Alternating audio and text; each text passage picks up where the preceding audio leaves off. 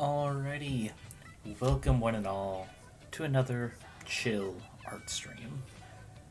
As promised, we're going to do a bit more work on my PNGtuber Plus model, seeing as that has some more fun options than what's this one called again? PNGtuber? Yeah, which is pretty much just I only get one layer to mess with versus PNGtuber Plus, where I get multiple layers to mess with, so I can have alternate bouncing effects or even different poses for a bit more control. And I have been slow going in part due to seasonal depression as well as learning my new job, but this is what we got so far. I've got a nice posable hand as well as a duplicate. I should actually probably have copied that one. I just noticed that this one does not have the color gradient set up. So one sec, let me find the right one. Yes, this one. This is the hand I wish to duplicate. Because left one is there. Yep. First we'll drag this hand up. And we'll drag this hand down. It's simple. I'm not going to deny that. But you know, it works. If it works, it works. Let's see. First thing I need to do with this hand is flip it vertically, which I do there. Oop, not mean to do that. Also here, I can release mask. And, get rid of this one. Yeah, I've got a lot. I've got a lot. I've got... Actually, where is this notes layer? Forgot what is that? Oh yeah, some design things I want to do eventually. Not important now. Also got frickin'... Actually, where is... Oh, because it's a whole layer. That's right. That's another alternate outfit to do eventually. Warp, yeah, don't need those for sure. There we go. The first general head I got to get the design knocked out of the way, which I actually still need to get this lighter. Like, I thought I got it fixed last time. I got some more pictures posted on, I think, Blue Sky and other sites, and I realized this still looks too dark. It's like, I'm pretty pale myself. Whole variety of family lineages that more or less come down to being just white, because that part of the family just did not was not important. Cultures were not handed down really. Let's done with that. So it's head references. Those are just lines, so I don't have to worry. Where is? Shouldn't be an ear. Shouldn't be in hood. Got this double chin. I can actually leave that dark because it is supposed to be darker because shadow. That's just rounding out. But that's over it. Where? Yeah, that's over there. Where did I?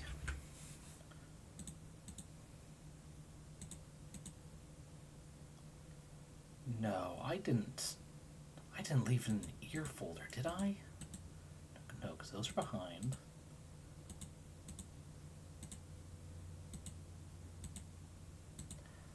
Eyes. Fun. Okay.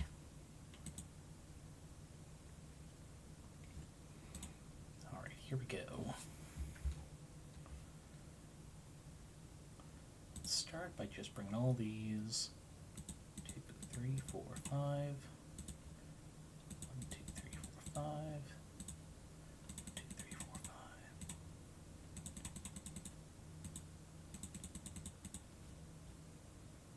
There we go. And actually, let's make this darker. Just another 2 clicks. It's looking a little too pale. There we go. That definitely looks more like someone who's maybe just a little tan. And we can deepen that by adding more red to it.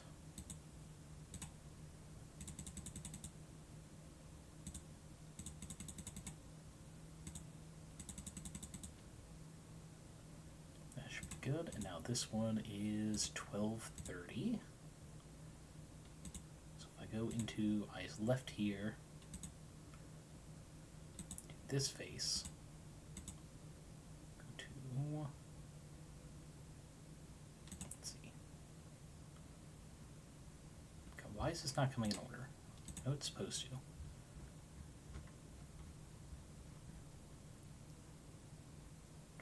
There we go. There you go. That is a much paler looking version. Thank goodness. Now the thing is, I'm going to have to adjust those. But for now, that can be done later. I just know I've got this dark skinned taken care of before I forget again. Alright, save before I forget because I made all those changes. See, this is in head views, all poses. Alright, these are just backups of all the defaults there in case I had any issues. I have an individual finger, but I think I can delete that because I've safely gotten a hand default here. Now, I guess left arm. First, this hand. Actually, no, we need to adjust all these first. So,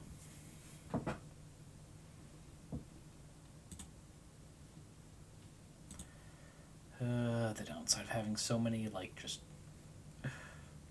stacking layers. Okay, this needs to go here, because that's where the pinky is.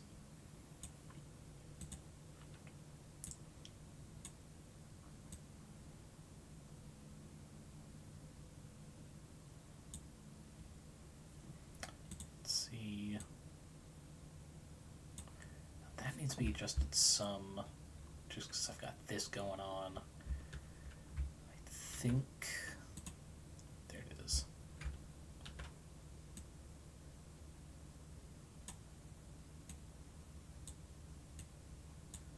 So that's supposed to be, there we go.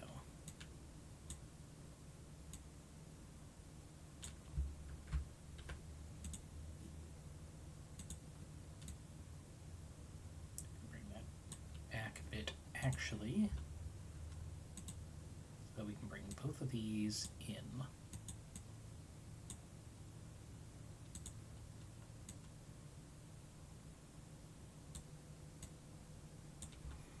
There you go. That blends a lot better, especially at a distance. And then this is the thumb, which we can actually completely get rid of because it's on the far side. Oh. Actually, no, I think, let's see, like that, yes, because then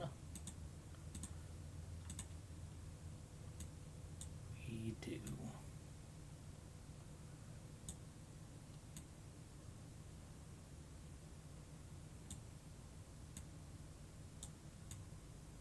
nope, to that,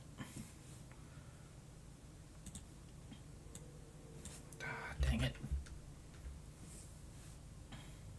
I hate that just auto selects it.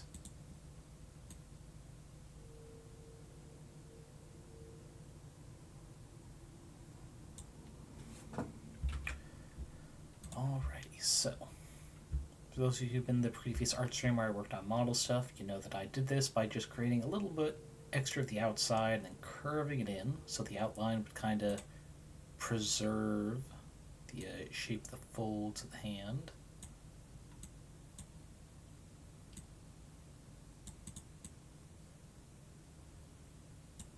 Let's see. Bring these in a bit. Smooth out. Oh, right. Forgot. That, so it still looks largely thumb-like. Thumb.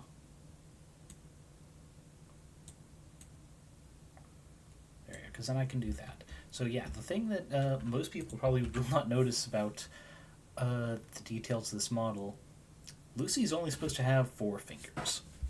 And there's actually a little reason for that. After the sip. And the reason is because he's not a traditional Bible angel where even coming down in a human form, so humans be not so afraid, he's still very much not supposed to be human enough for people to... It's like if they look closely, they'd be able to tell. And it's only due to some incredible charisma he's able to convince people. It's like, no. It's an old injury that I've largely healed from. Don't worry. And things like that. But for those who are so inclined to research, lore that angels are typically described as, they'd go, no, that's definitely not the way it's supposed to be. Something's wrong with him. But also, angels were not ever humanoid in my lore. It's like they can appear humanoid now, but they aren't the same first angels which Lucy here belongs to. The first were far more insect-like. I think that's the best way to put it. It's not like they were outright insects, it's just they were the first form of a sentient thinking life. The original trilogy of deities that are in my campaign, the Grandma, Void, Light, and Dark, belong to. They themselves were not humanoid because that's just how ancient these particular deities are. They just were never human-like to begin with. And some people just don't get that. It's one of those lost in translation type things that most people just straight up haven't questioned. Let's see, this needs to be... Actually, no, this should be rotated as thus. Alright, just rearranging hands so they look a bit more realistic. If anyone decided to zoom in on my model. You may be thinking, what? Well, they don't have 5-finger hand, why do they have middle finger? Well, it's easier to think of it as middle than going the one that's just to the side of the thumb. Doesn't have to be lore to decide how I label things. Yeah, that's pretty good, just relax, laying on the table, maybe put some sheets of paper underneath it and raise the hand up from there. Okay.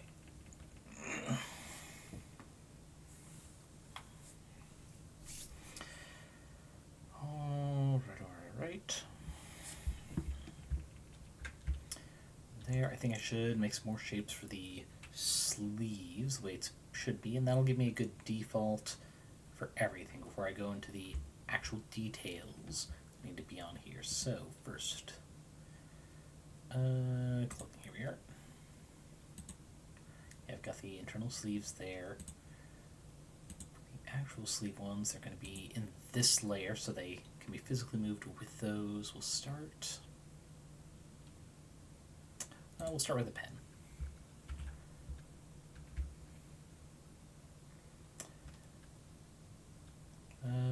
Right. I need my big reference, which is not in there. I think they're at the bottom.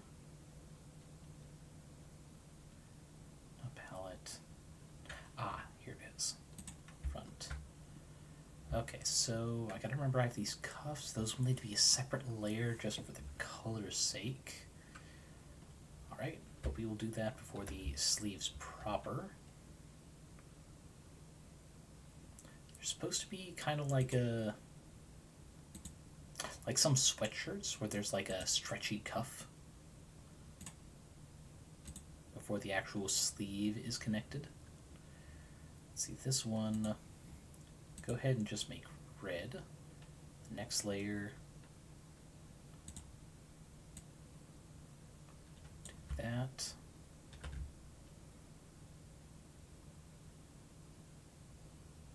Wait a second, I just realized I've got this one.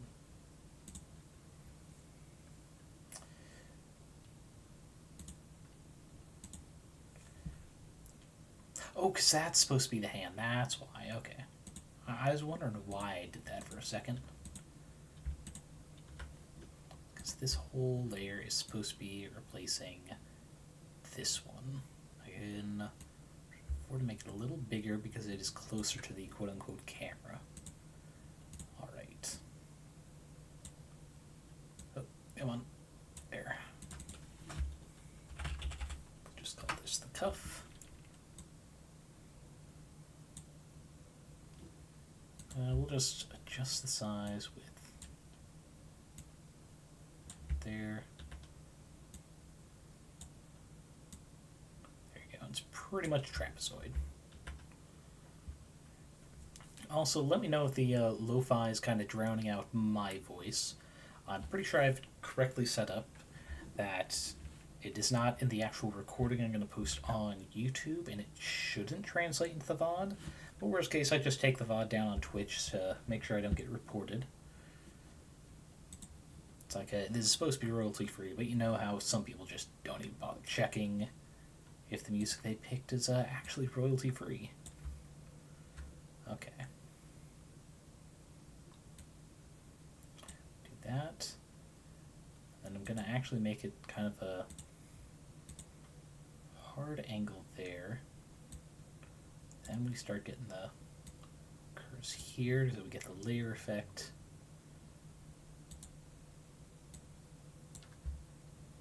Okay. There. Then this one we will make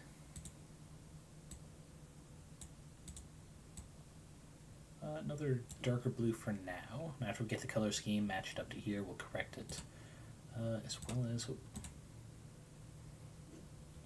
they are definitely too big. Let's mark it down to just 8. Pretty good, but it should be smaller than these in the background. 5.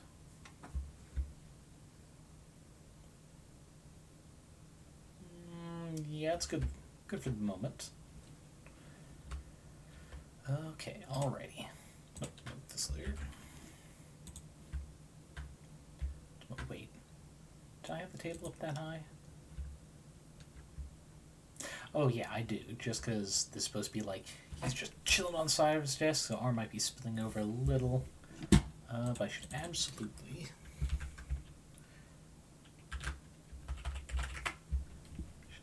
still bring this up a bit. There we go.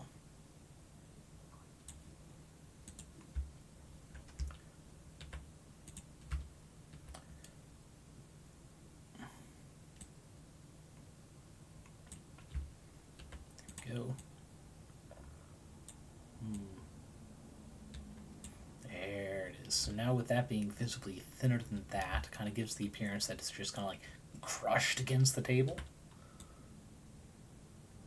We have this bit of just a hard elbow. I'm not quite sure why yet. It just felt right when I was doing the outline.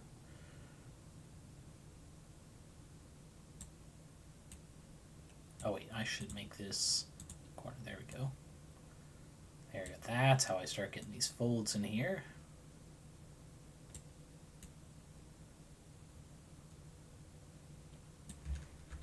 There we go. I'll make this...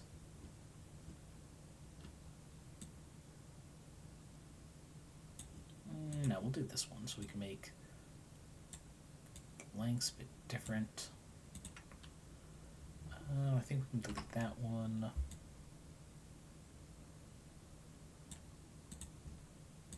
There.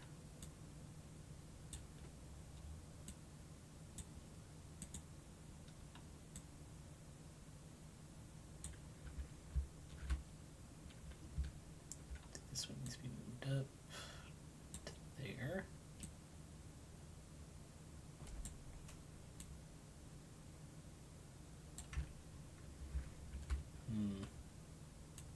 I'm sorry, that's getting kind of blocked out. Oh, wrong one.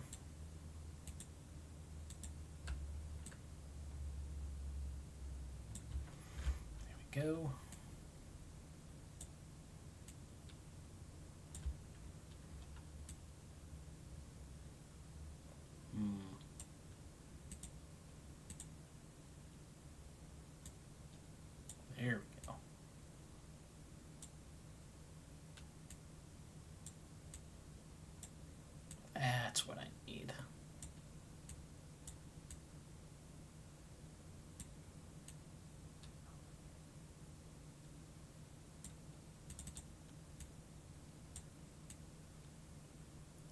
give us those sweet, sweet creases of fabric. Hell yeah. This side's also a little higher just because the... I'm not know what this part of the arm is called. We're just going to say lower arm. That's just how it typically is unless you're particularly well built. Hit around here because it's kind of like bunched up some. And no, looks pretty good.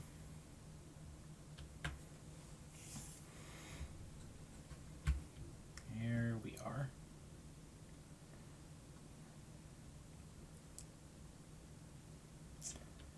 Let's see. Actually, while we're at it, let's go ahead and get this other cuff done. There we go, holding book. There's the drawing. Do a slight curve there.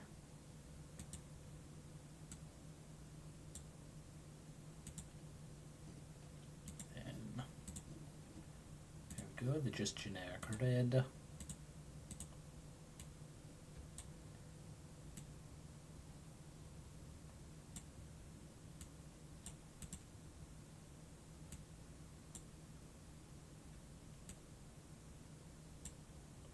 So there we go.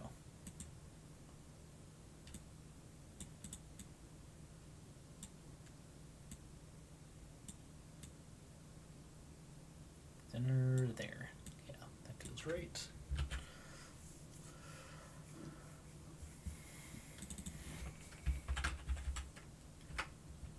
And here we are. Oh, right. Oh yeah, that's spam call. I don't know anyone currently living in Texas. I do not have my contact list, so it's definitely not me. Actually, work, eh? Because sometimes they've been calling twice in a row. There we go. Let me mute that. Now it will only vibrate, but it should also be low enough volume. You guys don't have to suffer through it. Alright, while we're over here... Clothing, that's right.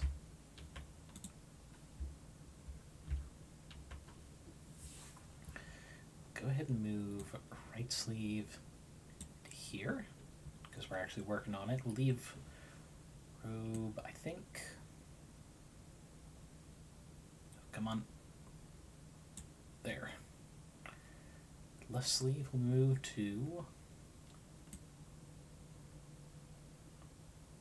there. Alright, I got the layer. Oh, layering right. Yes, perfect. And now we'll go ahead and get this sleeve moved over. By moved over, I mean adding additional ones. Don't need that. There we are.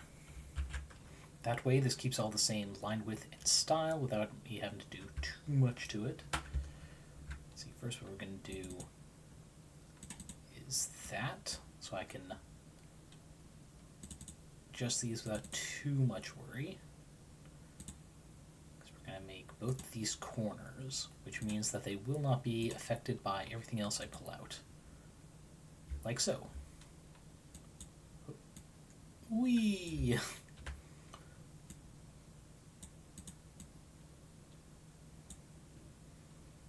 And then we gotta remember like that, 'cause width.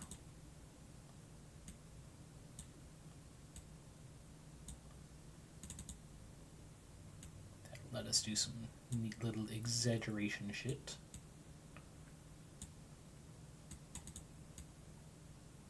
Come on, drag. There we are.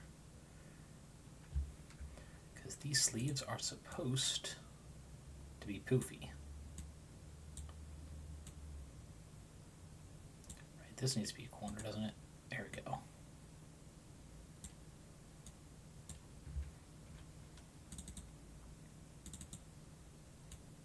Nope, forgot to do that.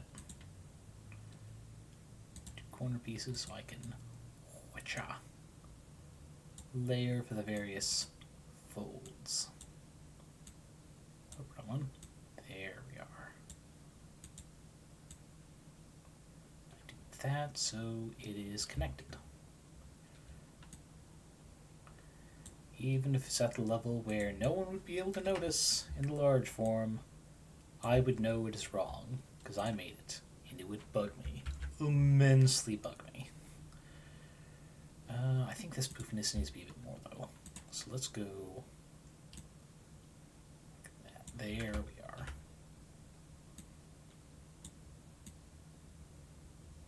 Oh, wait.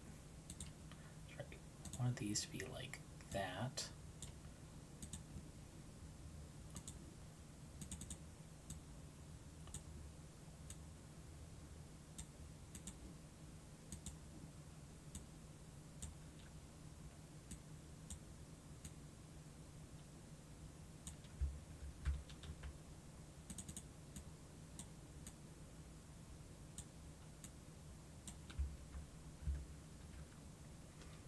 Safely get rid of this one.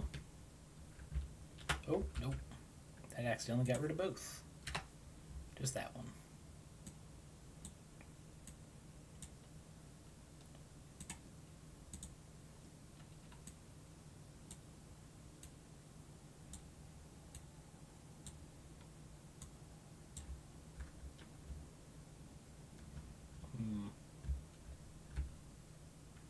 Yeah, this definitely needs to be a thicker sleeve, so... Oh, nope, not that far. There.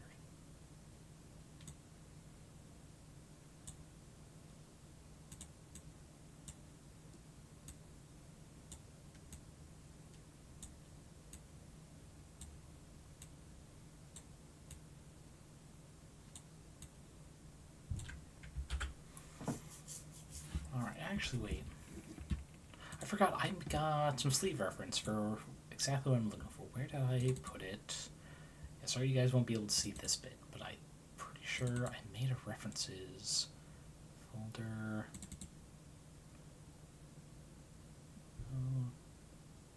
It's not in this one.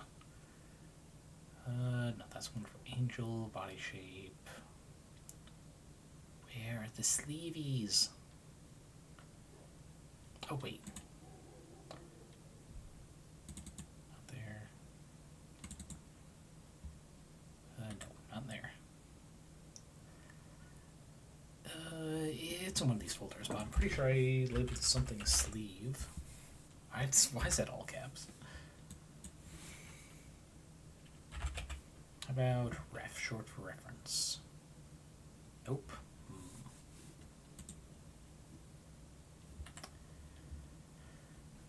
Let's see, one more check. How about in avatars? Why did I call it Twitch Avi Base? I don't remember doing that, but oh. Just let me resize the window so it's not blocking anything for me. Alright, what was this type of sleeve called? Bishop sleeve, that's right. Where it is very large at the cuff, but it kind of narrows. Yeah, oh yeah, if I'm trying to emulate that, these need to be much bigger.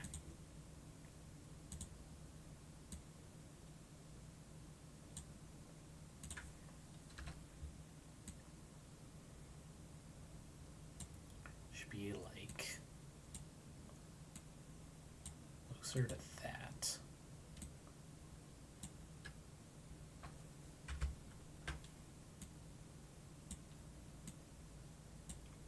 You're supposed to be this style.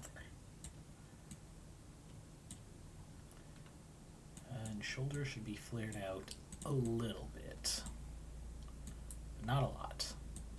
Not for a bishop cut. What is...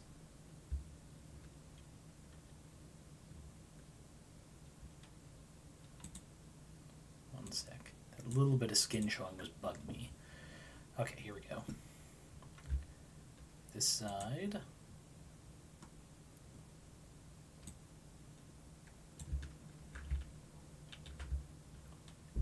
There we go.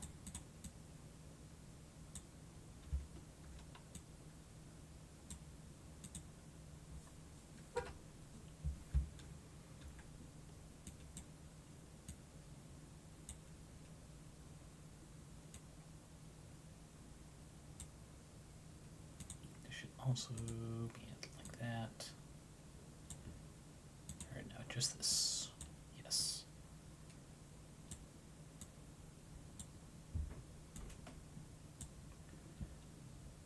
That's a little too severe, actually.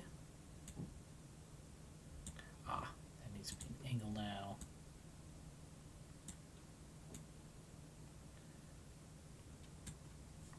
Actually,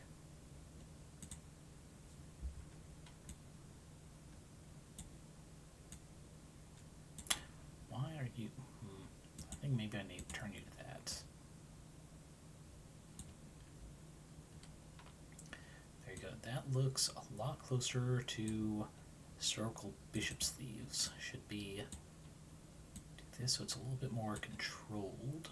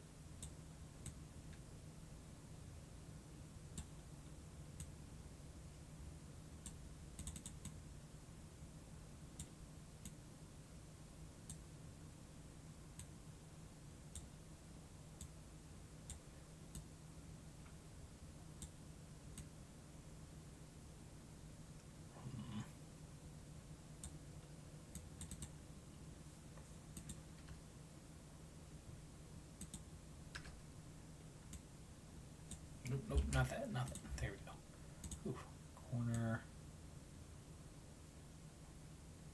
There. This side of the sleeve just still isn't looking right. You know what? It's probably because there's supposed to be some amount of arm in here. Didn't mean to do that. Some amount of arm in here. Makes sense for it to be hanging more. This.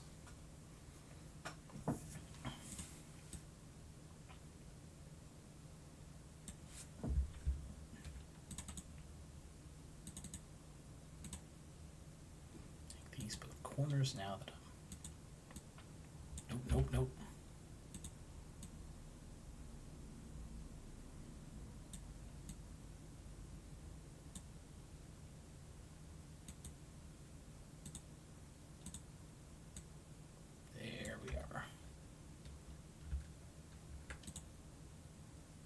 Want this to go nearly parallel.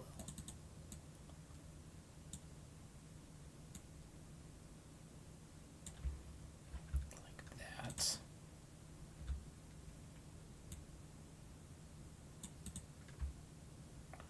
A little bit of blue peeking through there, but that is fine.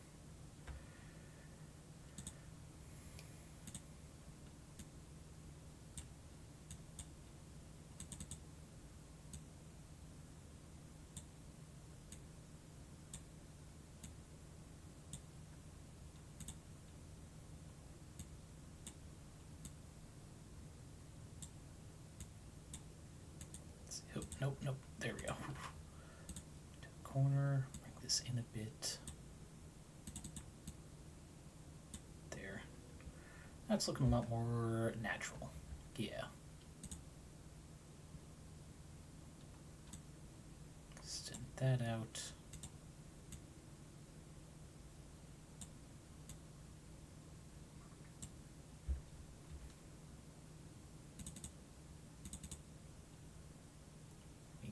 Both corners, third point.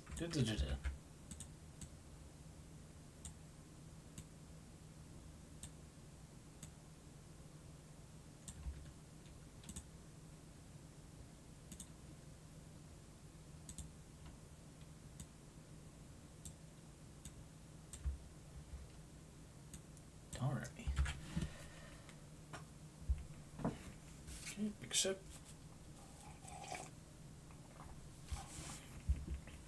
This is it's slow going work, but I really need to do it. I've been trying to work on this for so long, if not for the interruptions. Who's messaging me? One sec. No. Where's that coming from?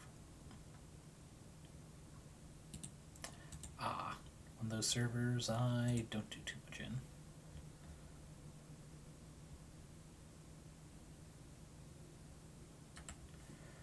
Alright, yeah, it's a notice I don't need to worry about. Okay. Alrighty, yes. I think that sleeve will be good enough for the moment. Let's go ahead and get this one updated. Because we also need to get these bishop sleeves. Let's see, bring this up further.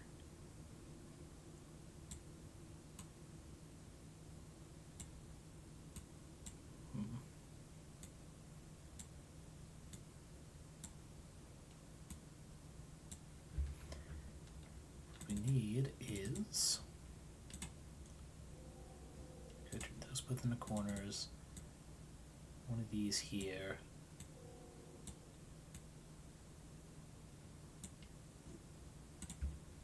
Go.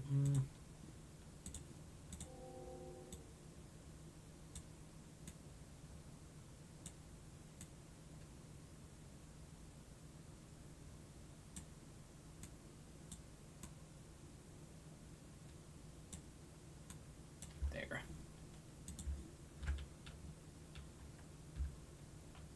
And we should have a bigger one down here, because it's, folded over on itself and whatnot. There. Those two into corners. Third one.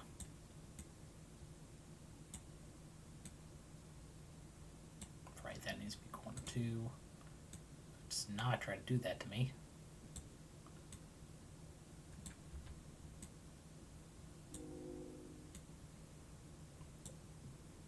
Then what we do is we repeat it. That's on the wrong side, actually.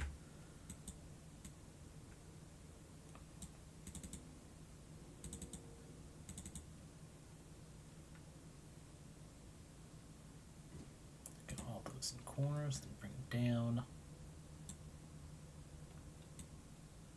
Oh, right.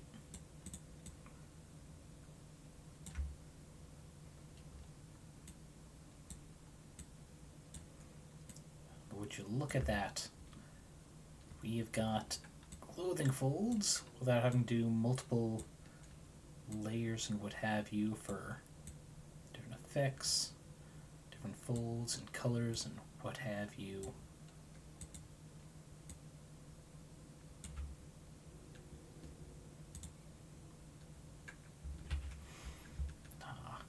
Is it perfect? No. But it helps get the message across, even at distance.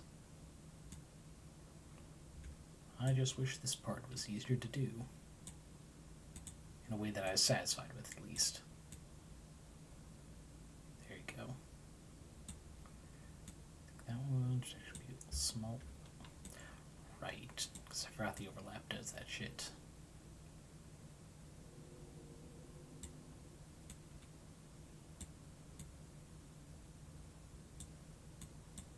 That'd help if it's a corner as well, so I can...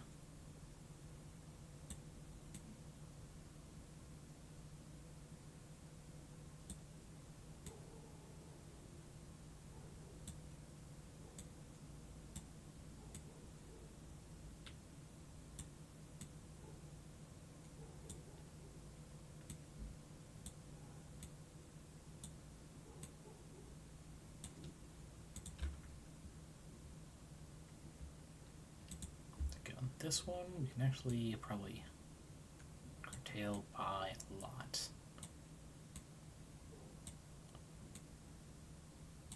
So everything right here would just be the folds of everything being crumpled with the elbow, which I've already largely got there.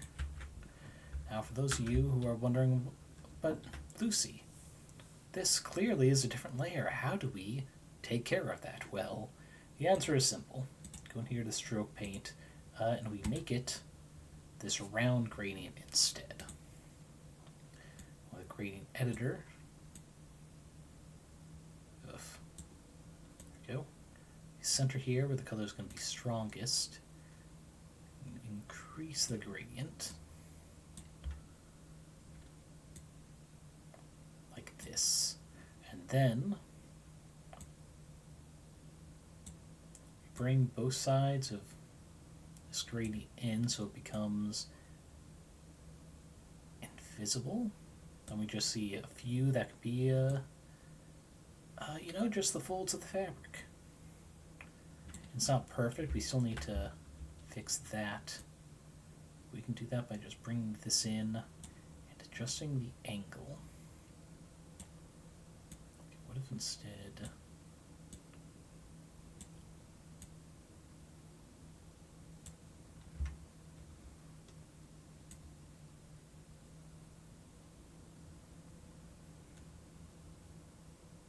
There we go. Now we've still got some down there for where it's collecting, some right there, but it's not overly large. Then we do a little bit of stretchy because it's been about an hour. There we go. Alright, then let's go ahead and get this cuff worked on.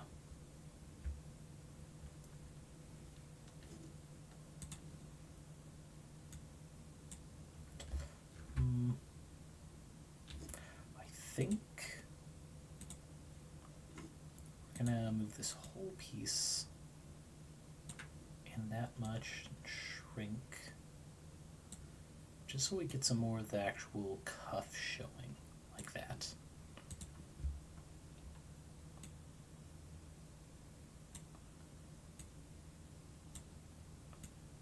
Then like so. That won't be too difficult because I should have the pattern saved in here still.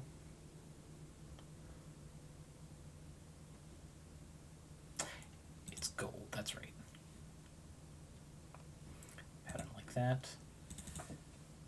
Then what I need to do is duplicate.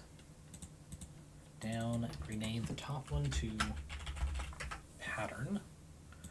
Well, this one just goes back to being red, though I do need the specific red. There we are. Solid color. That one.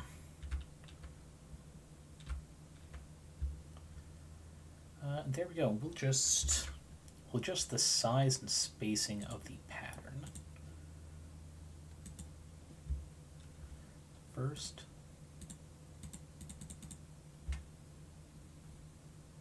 go.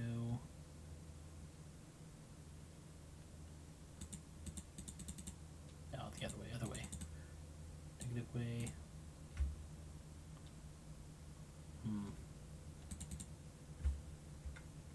Wait, that's not adjusting this one, right? No. That looks fine. I guess we gotta... This... It's not the offset. Gap, that's right. Dang it, it splits right in the middle. Shame. I want to be visible from here.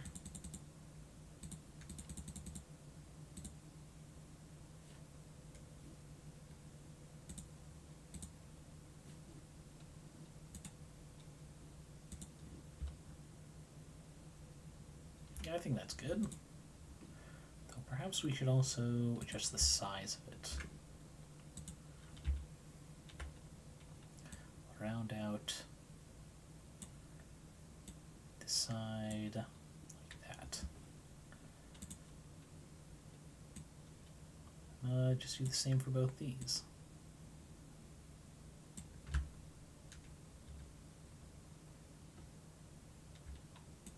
It's a little out there. There we are. Ah, love to see it. Alright, other cuff. Oh, let me just click that. Oh, cool. Cool. No, I wasn't expecting that. Not at all. Go. There's the red. And we'll do this adjustment first. Inside of the sleeve.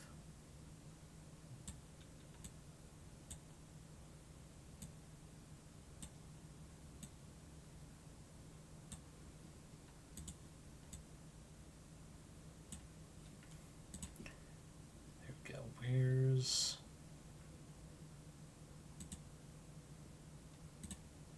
There we go. Pattern. We come back up to here. Oh, beautiful.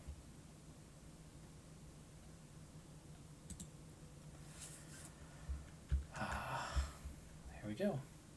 Both quite visible to tell what the pattern is on those. Well, actually, I think it needs to be a little bit bigger, just because the difference is a bit too much.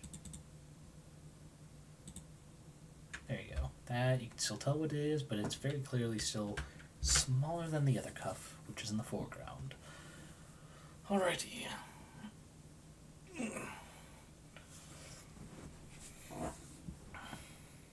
No. Let's see. The whole sleeve needs to be moved. Now, I guess just that shoulder bit, because it looks a bit too far out.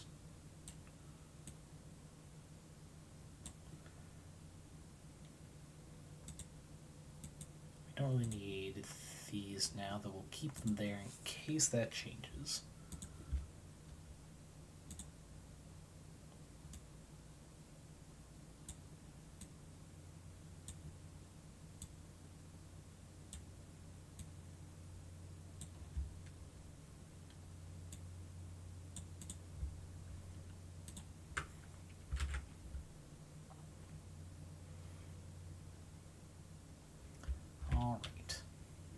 So for this one, we're also going to make another duplicate here. Then we're going to make these shapes cut out. That way we know this top side still matches that. But since we're not doing the whole disc visible, they're going to be kind of like peeking out. We don't want them to all be visible. So let's see.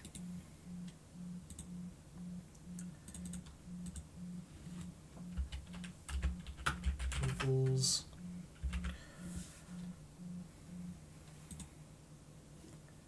Then we're going to go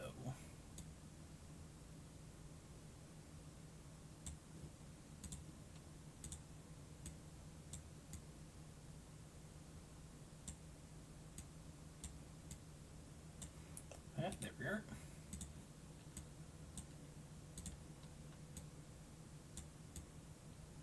This would be about there. Actually, where's the third? About evenly spaced in the middle.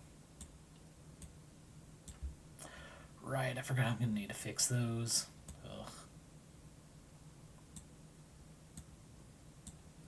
Alright, so first,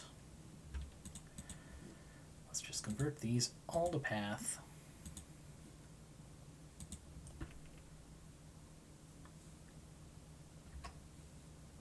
Right, I forgot why I can't do it just immediately. Jump the gun, that needs to be straight. Then I can delete one. Straight line, delete, straight line, delete. Alright, this one is this one here. Oh. So it's going to be part of this overlap. This one needs to be brought down here some. So to start with, partially invisible. That's so we can have some of this just be straight up deleted. Like right there. Turn that to corner.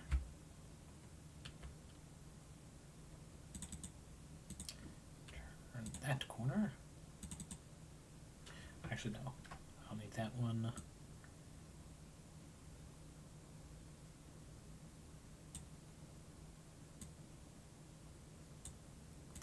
That's all not going to be visible anyway. I mostly just need this stuff removed. Alright.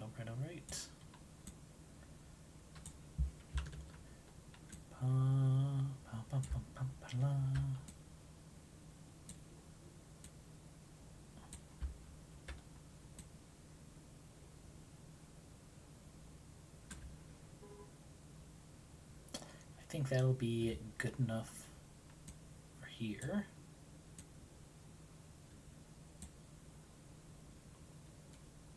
I can just delete that.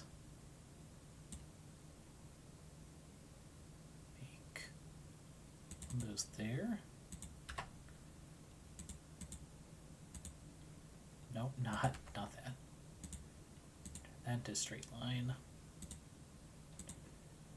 Straight line, perfect. Did not mean to also select that. There. Because what we're going to do with these ovals is we are going to turn them into masks so that only this part is visible on the duplicated sleeve. Okay. Let's see.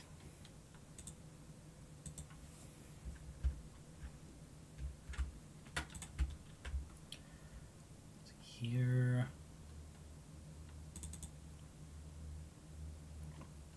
That to corner. To corner. Nope. Don't know why it does that sometimes.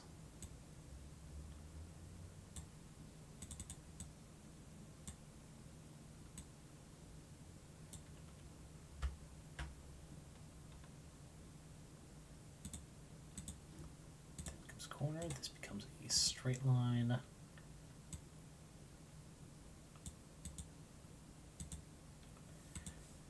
Delete shit. No. Freaking, I hate when it accidentally select a piece I do not need. There you go. Now this right will be visible here. Turn this back to fully. Any suspect folds I need to worry about? I don't think so. Now what we do is we find those all the same. Then we make them all white like so. Last visual inspection, that's fine. Okay. Sleeve mask. Yes, that's right arm.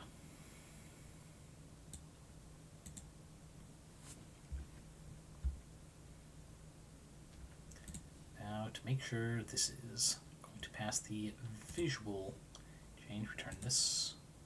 Yeah, we'll do that for now. And the black to a yellow.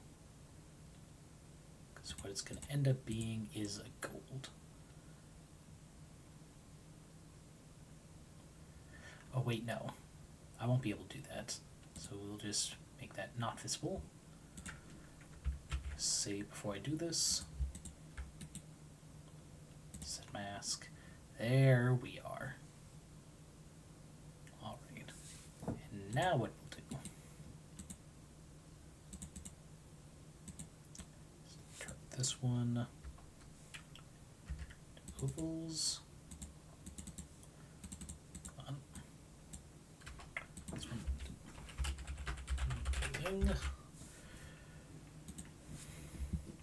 What we do is we lock that so we don't move it by accident.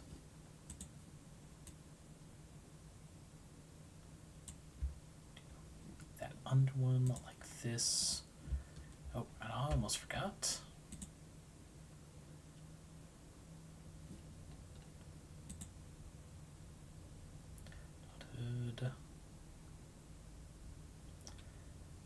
It's not mannequin. Where did I put it? In the robe, I think. Yeah, here we are.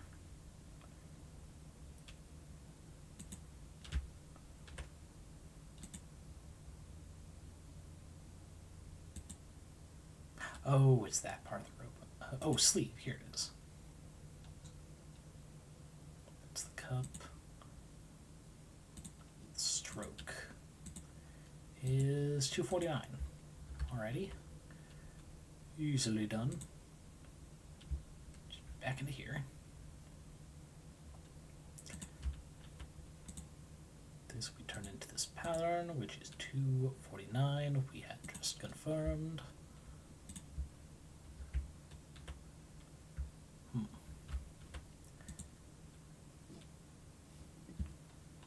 That's weird. Oh. Because we're still on stroke paint like idiots. Now it'll work. 249.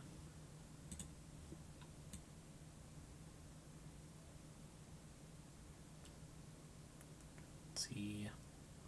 Then we'll just adjust these sides actually. There we are.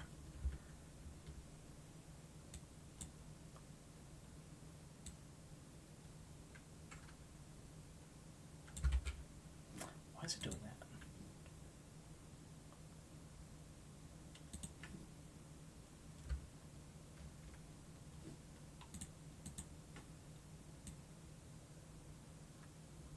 Is that the mask? Oh, am I not able to adjust? I see.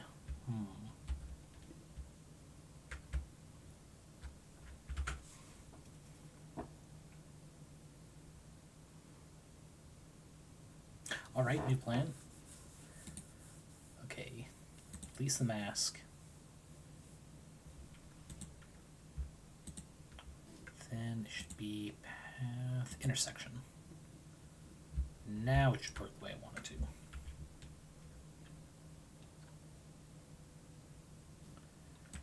We'll start with just... Why are you not letting me move this? There we go. Do this, and those two are mostly done.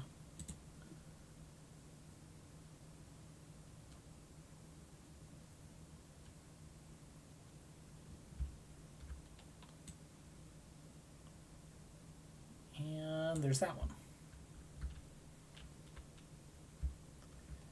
Then put this one there, this one to here.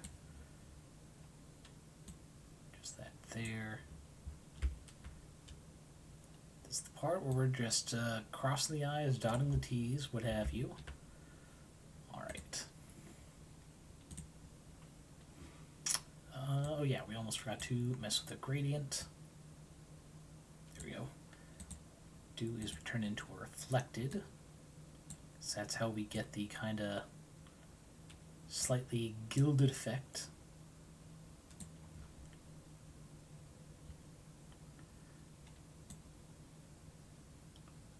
Bring these out some so they're more visible.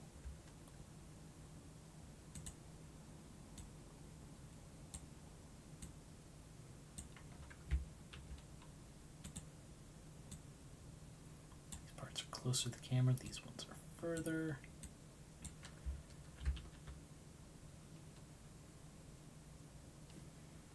Alrighty. Lock this, unlock the ovals, because I realized we'll need to make some adjustments for the color.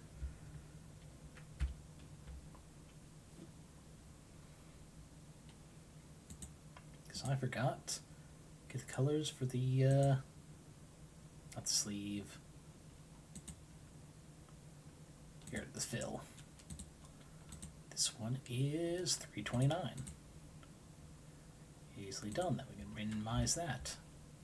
249, 249, 249.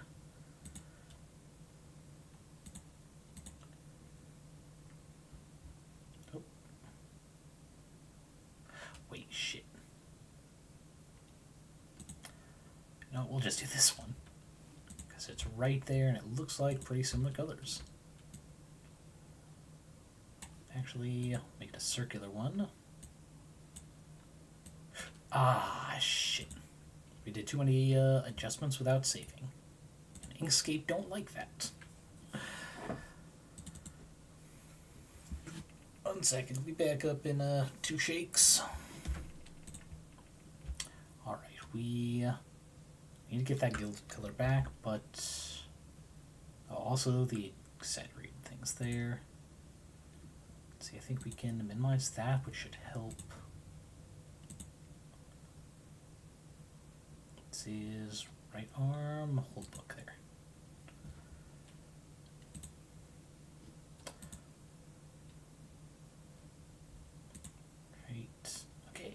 249. Reflected, that's right.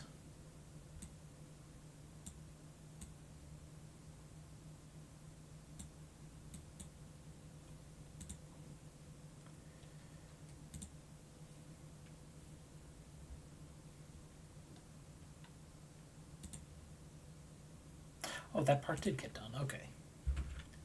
Ah, that's right, that's right. These we did. This to 262. Actually, no, 328.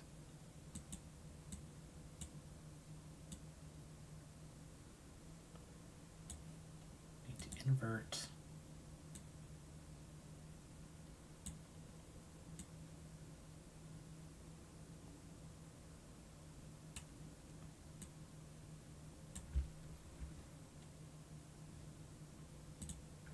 There we go. Now they're still a bit vibrant.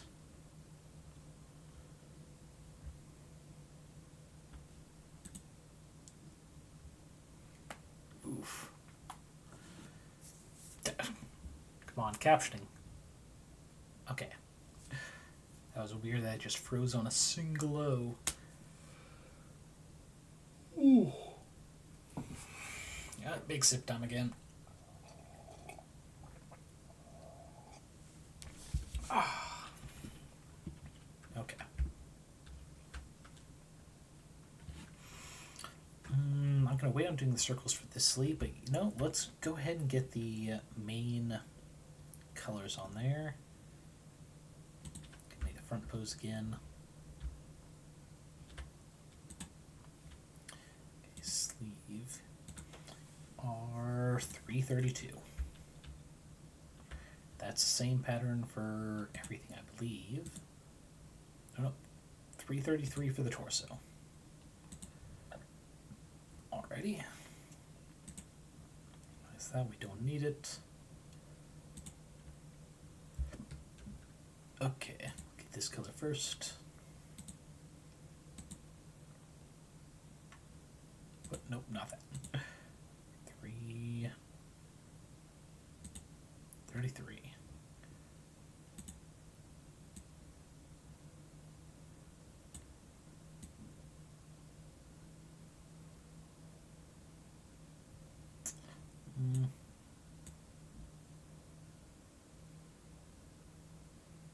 There we go. Oh wait, actually this should be circle. Yes.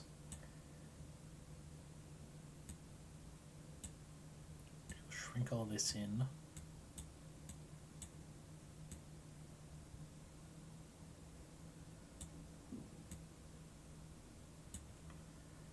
There we go.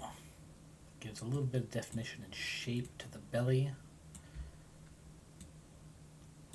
Because Lucy's not a fat man, but he's definitely not skinny. He's a desk manager. He's a pencil pusher. He's not a very physically active role, especially in the few times he does come to combat.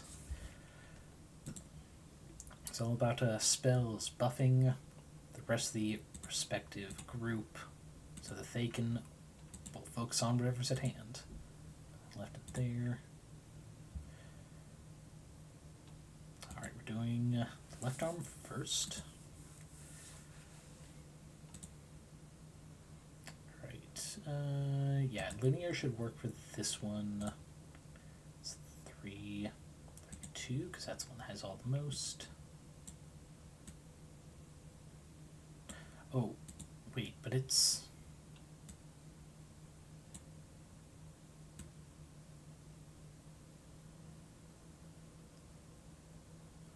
Oh.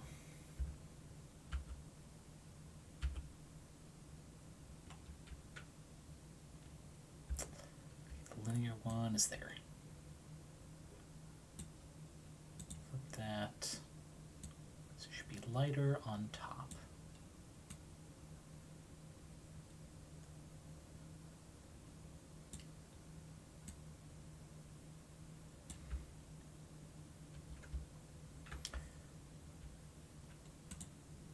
And then the sleeve.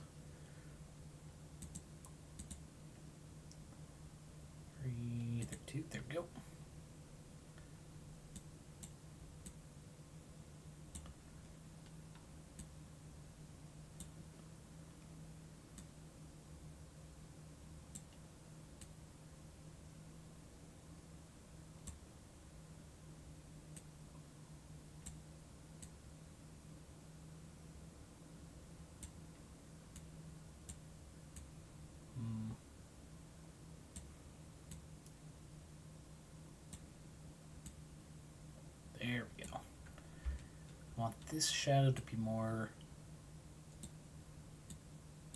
like here, whereas the cloth is going to be overlapping as well as inside the arm. Block some of it, but we also want to actually blend with the front here. Look at that, it's not perfect. That's something we can actually adjust by coming into, there we go, this sleeve, messing here. Make sure both of these are corners. See, then we just do that. That gets it to a tone closer where we don't actually see it so much. See, we should do some more right here. Actually, no, what we need to do is adjust it. There we go, in the stroke.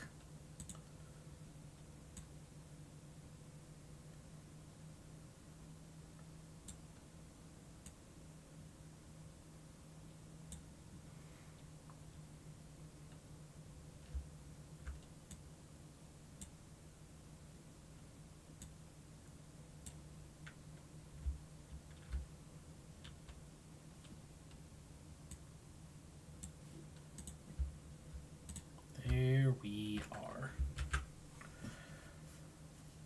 Alright, now let's get this one. Got the right arm, right sleeve. There we go. This will be another. Oh, shit. That one could be salt black, so it's the stroke. Here we go, circular. 3, 3, 2. Yep.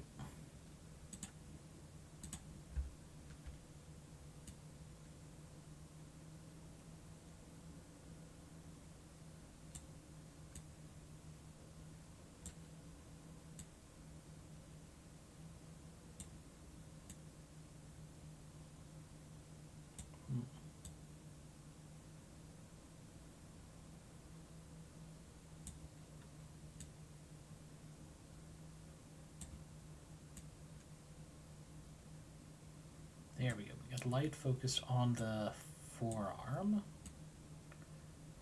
And we're keeping the darker shadows just here on this visible part of the sleeve. That one we have kind of stretched out so it doesn't show so badly there.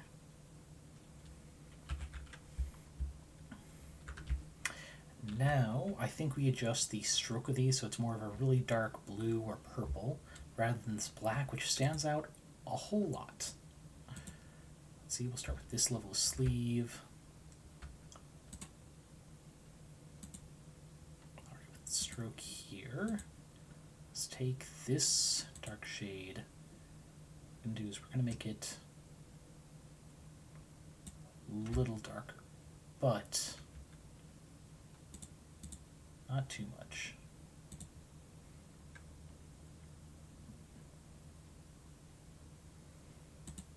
There we go.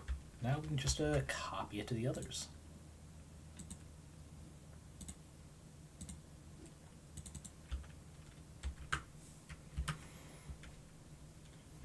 Actually, this is another one we need to do. So we'll do is a radial one here. That way this is a bit more visible, looking like the main portion of it. Yes.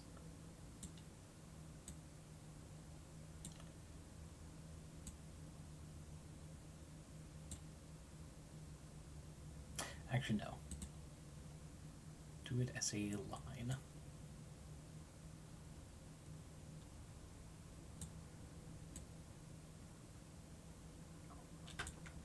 Which we need to save right there, because I hear my computer trying to take off.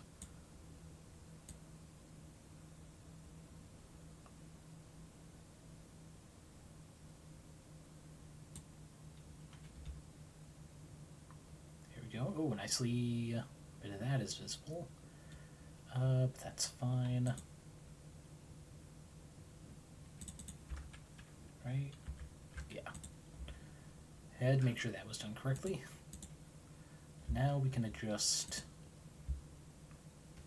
this one, specifically there.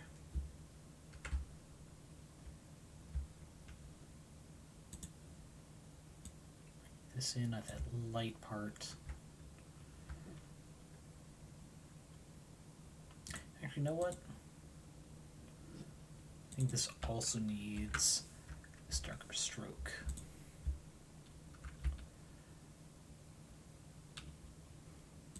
Here, we don't need to be that big. Let's reduce it to an 8. Get the stroke. We'll actually turn to one of these again.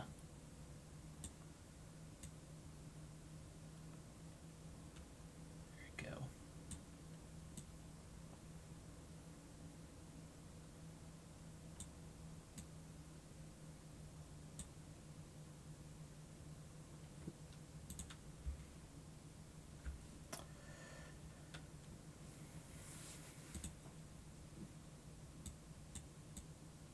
More see-through, so it's there, but it's not quite so commanding a presence. Actually, no. Okay, that's opacity, all of it. Yeah, I guess we gotta do it like this. We'll bring it up like that. Yeah.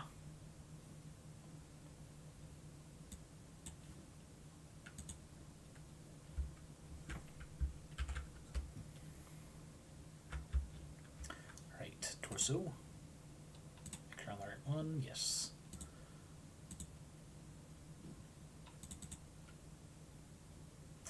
Let's see, this will have to be another linear one.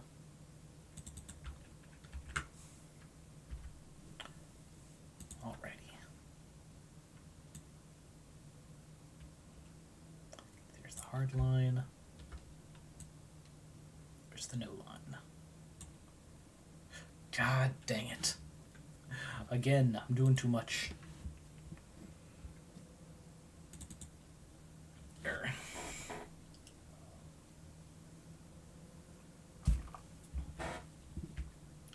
But, okay, still got that one.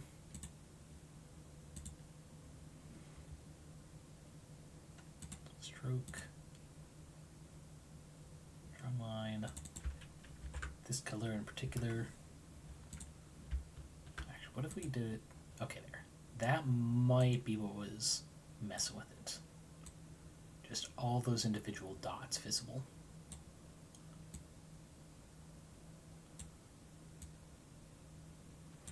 Do that. Because even though these aren't the same color, I don't want to be as harsh. Stop there. Look at that. It's a lot more gentle. And that just leaves this little sleeve.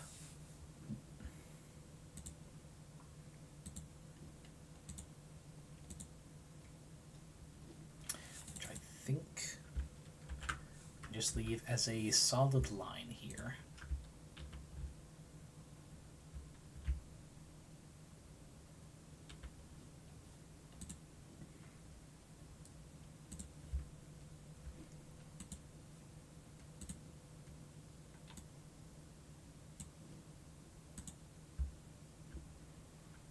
Looks better. Look at that old man there reading his book in a atypical way. Yeah, specifically got a mask there just so it kind of stops on the cover of the book.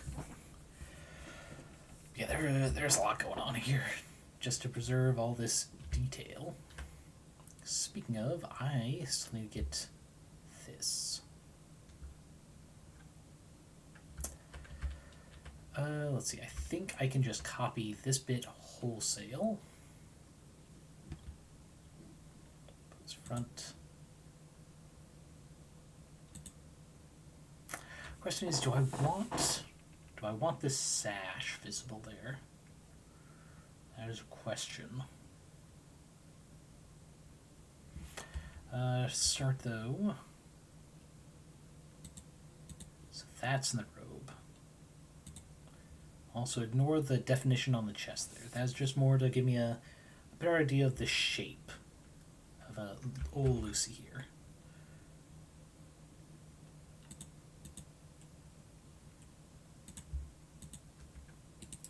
I need to duplicate these details. God, I just tried to zoom out on this level. Oof. Alright, where is the robe? Oh, there. Now we just move this up here. Be roughly there.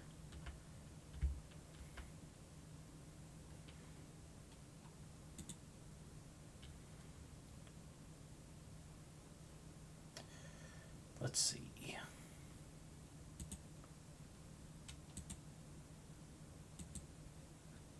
Oh, that's all poses. That's why. Okay, but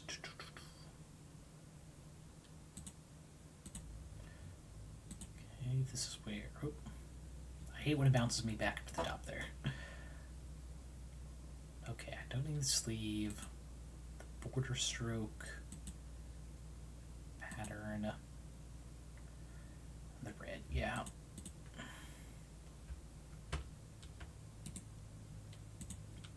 Okay, those.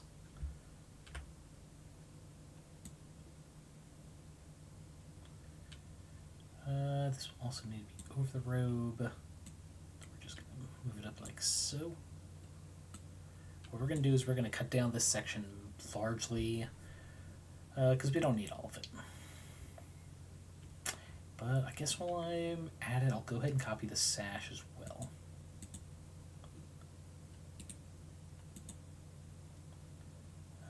We're going to get rid of one there. Oh, computers make noises. We're just going to rapid save. Okay. Put it back.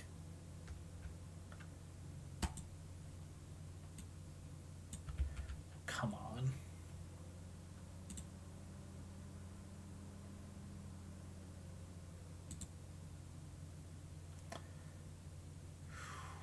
Okay.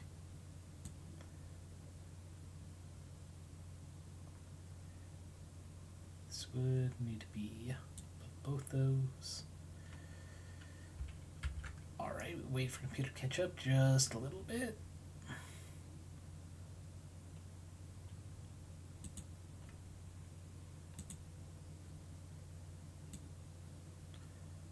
Okay.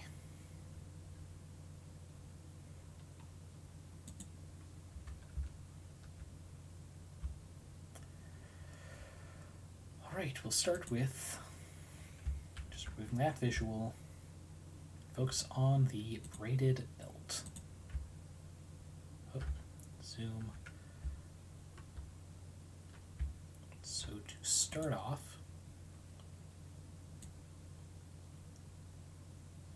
no, not that. I need. Oh, the sash. That's why it's separate. Move it up to there. Now I'll have to come in here and move the actual curves of it.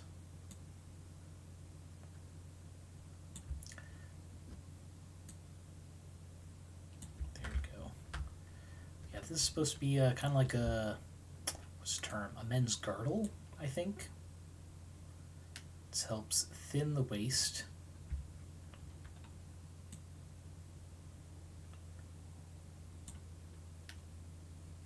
Also, I think I need to give it a friggin' stroke just so I can see. There we go. Just see where the edges are.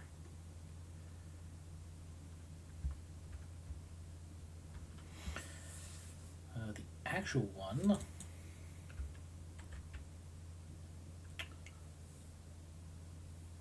Oh.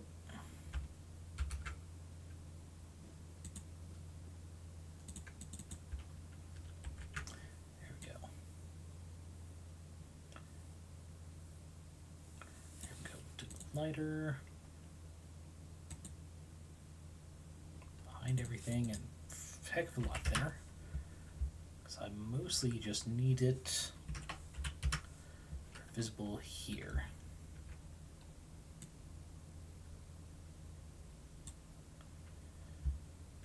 Actually,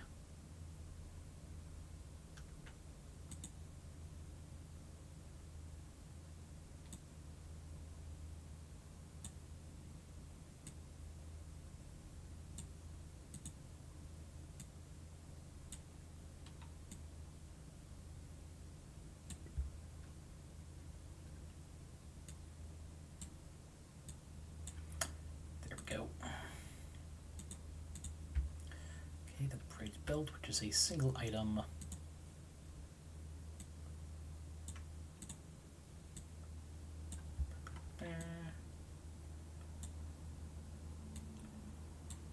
This, but also thinner.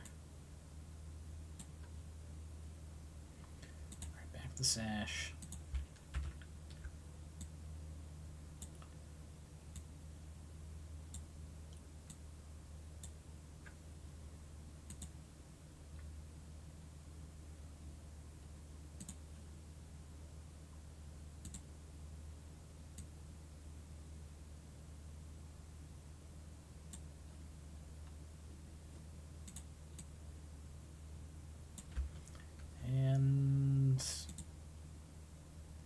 Yeah, that's what I'm worried about. It's completely hidden by the arm here.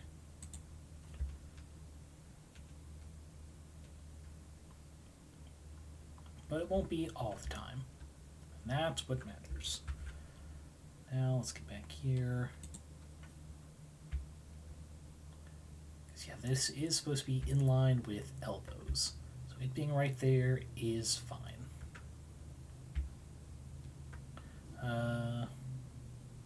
It kind of goes against the design here being lower on that side, but fuck it, I want to actually be visible.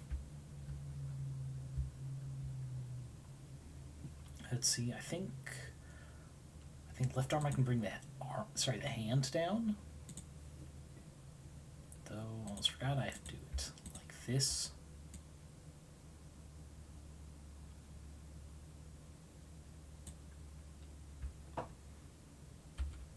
What part of the hand is not moving with me? Ah, that would explain it.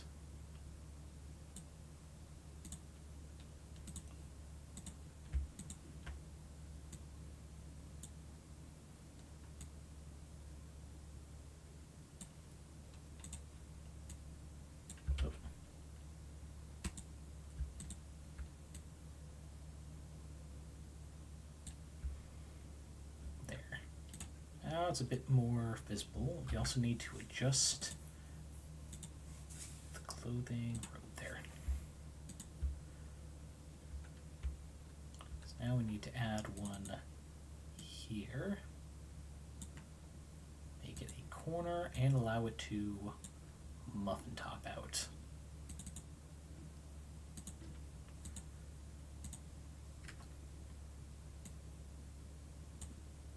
Like I said, it's a girdle, but clothing tends to bunch up like that.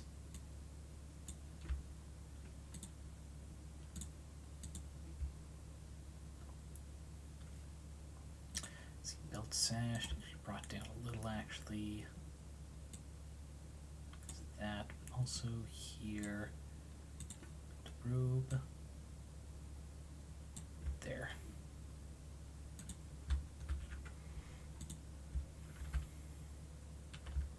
Alright, now we've got it actually visible. Okay, we are going to start with the sash.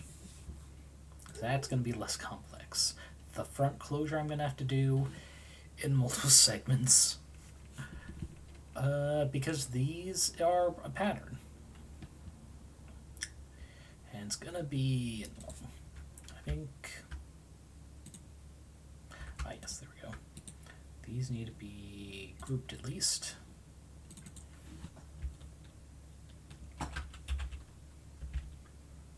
And let's say closure path for pattern. Stole sash. Yeah, this doesn't take too much. Gonna want this. Turn at that angle.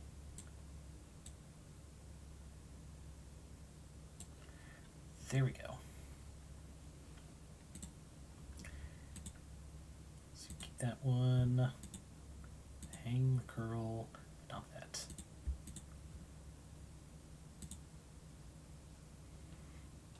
Alright, this color dulling layer. All we really need to do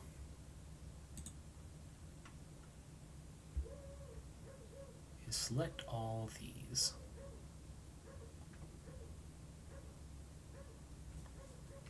And delete them.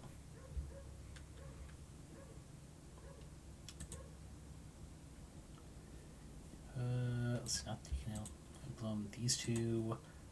Just this in, like so.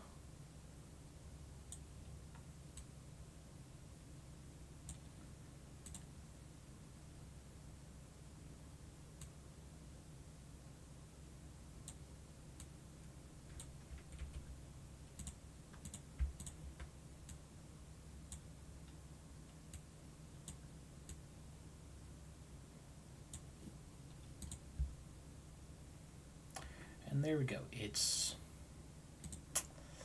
an option. We're going to make this one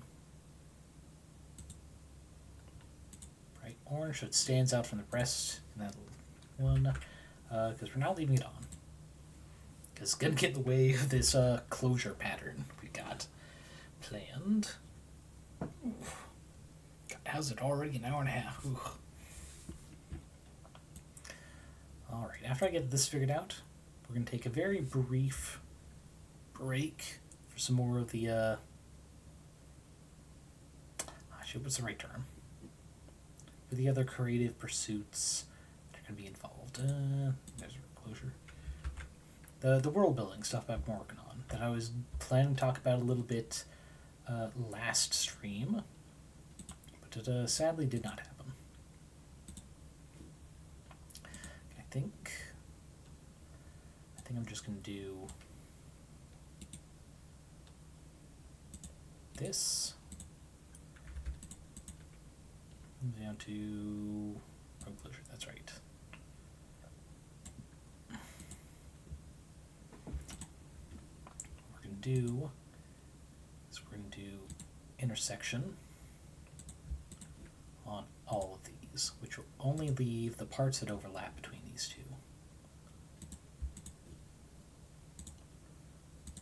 Like so. Which is a lot less to worry about.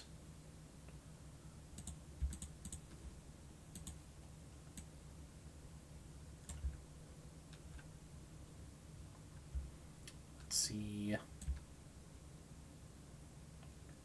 That's a lot closer to what the scale should be.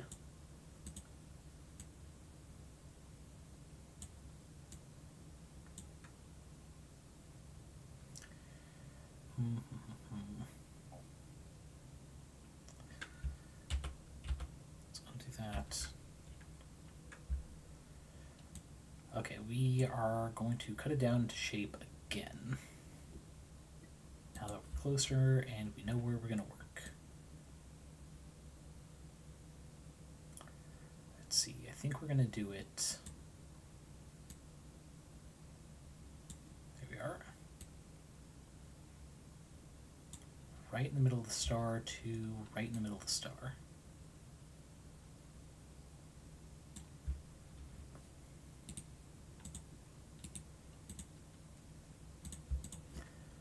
That way we've got a repeating pattern. Without having to do too much work getting all the sizes and what have you exactly perfect.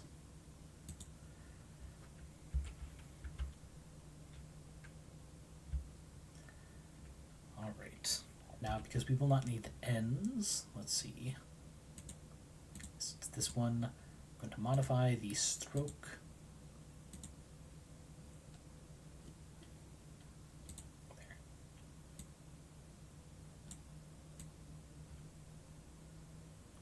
Look at that. Make it reflected.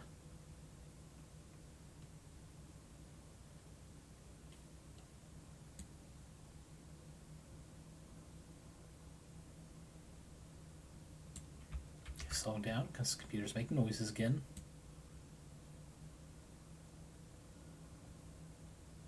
We're close, we're oh so close. Ah, that's what we need.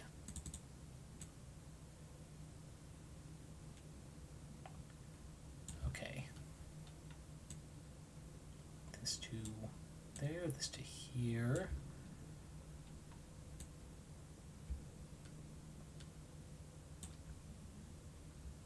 There we are.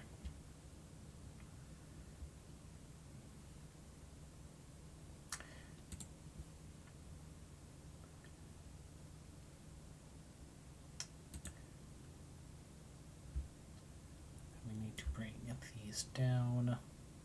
So yeah, zooming in, we can see that there's these little bits that aren't quite perfect. But I think...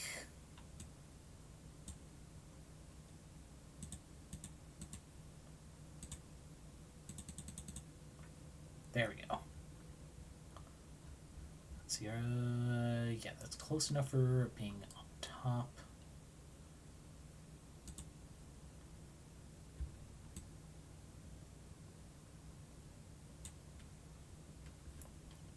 And there we are. We have each segment there. Okay. Now, oof.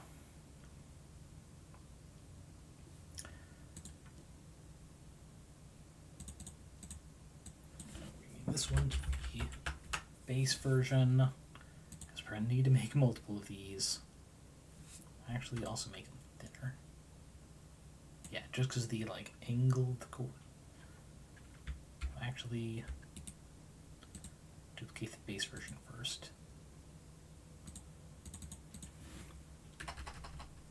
Call this L1.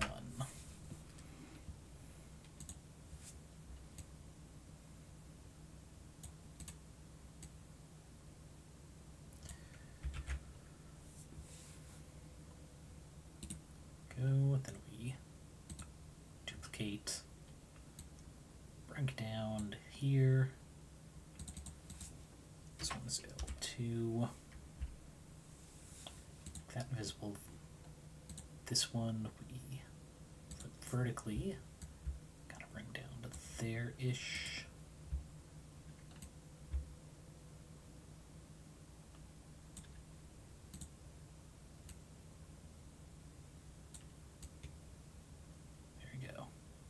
Doesn't need to be perfect, one, because of the distance, and two, because we are going to warp those in general. But first, because these are supposed to be parallel, do that. Make this one a little skinnier.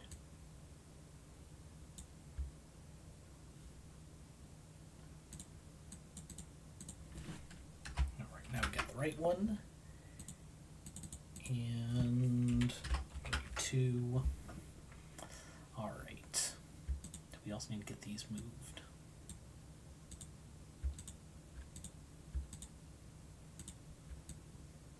Don't know why that was being weird like that, but we got through it.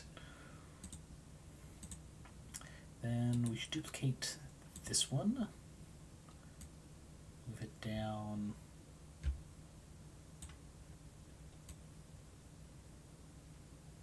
There, yes. Now we've got a right side 3, down, nope, there.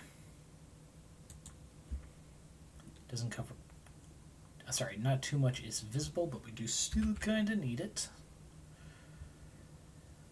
Okay.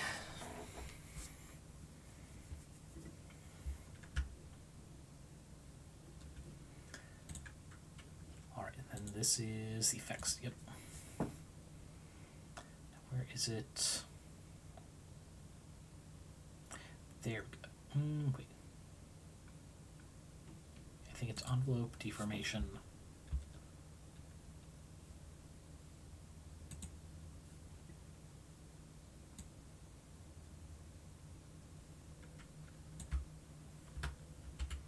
Is it only doing a particular... No, it should be doing the entire thing.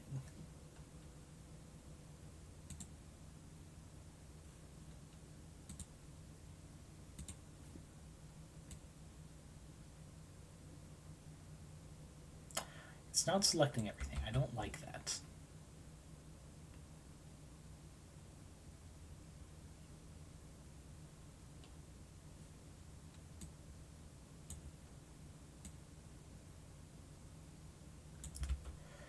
Okay, you know what? I don't think we're going to do this. Only because it's not working the way I was expecting it to. That's going to be something I have to find out later. Now, lastly, what we just need is the layer in the center here. There we go, create. Right over the robe. It's just simple as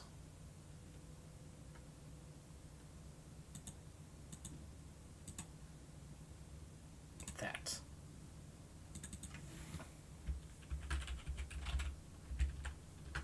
Center.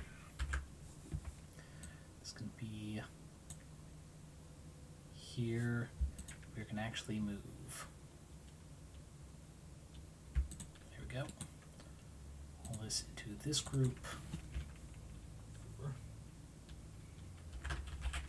Just robe. All right. So this needs to be recolored. Oop. It needs to be a golden, so we'll go over here and we'll take this color.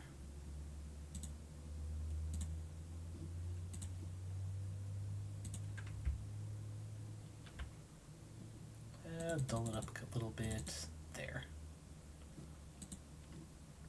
And with that, all these need to be moved over a smidge. It is.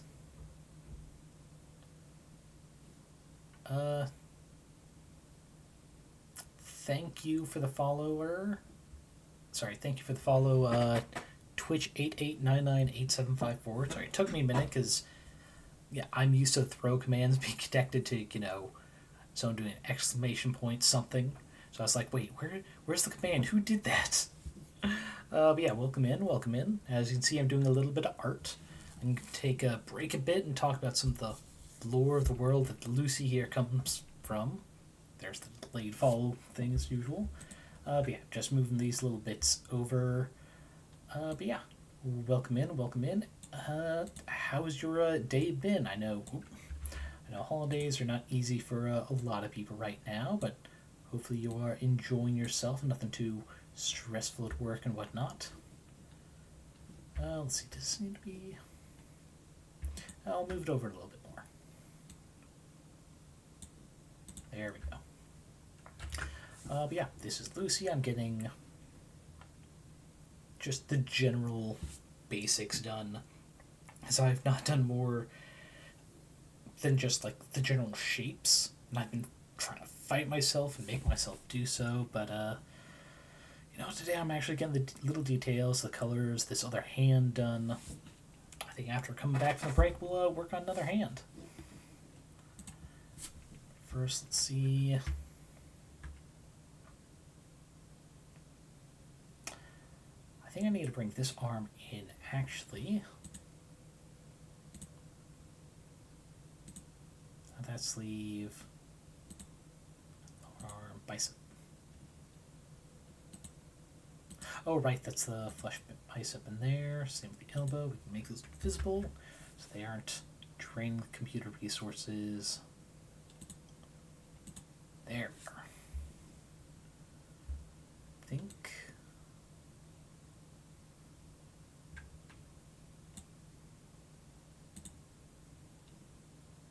Nope, just the.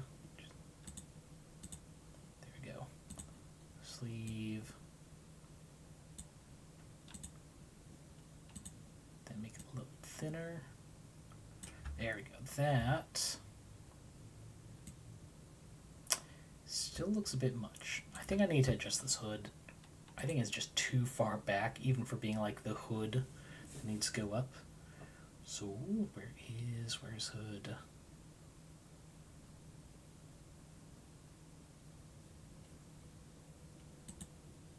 Right, that's that. There it is. And the forward-facing head shit.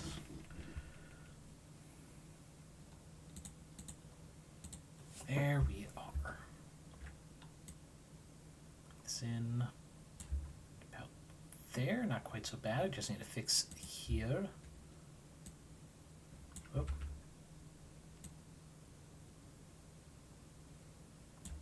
There we are. But yeah.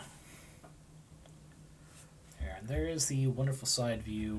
Before going over to the lower bit as a brief break from this, I'll go ahead and show off the front for those of you who are new here.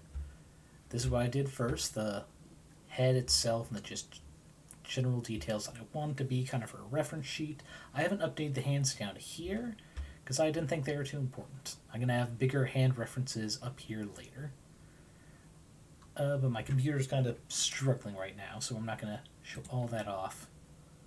So let's get squared back up to there.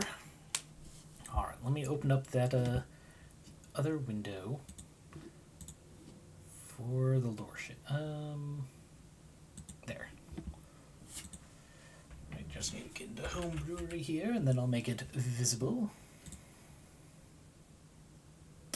Actually, no, I probably don't want the edit version to be the ones visible. Let's get another window. There you go. Something for you guys to see. While if I need to do any editing, I can do a different one. So let's see. Where is...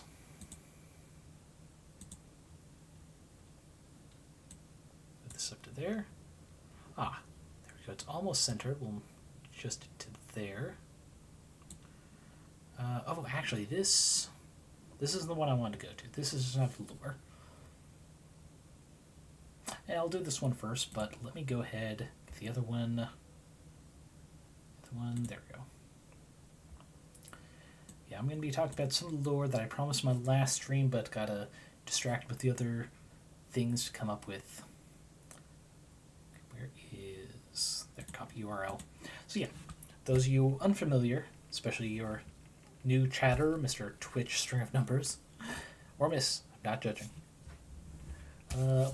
I have my own quote-unquote custom campaign setting, currently running in D&D 5e, though I'm making the switch to Cypher.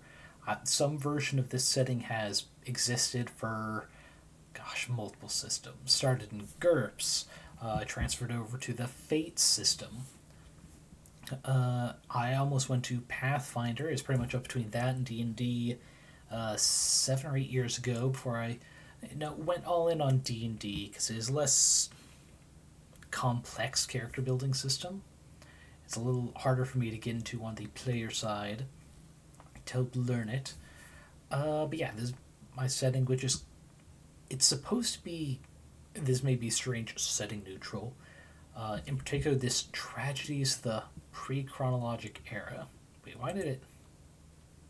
Oh, sorry. That went to the wrong... There we go. That's the window it should be on. Tragedy of the pre-chronologic eras.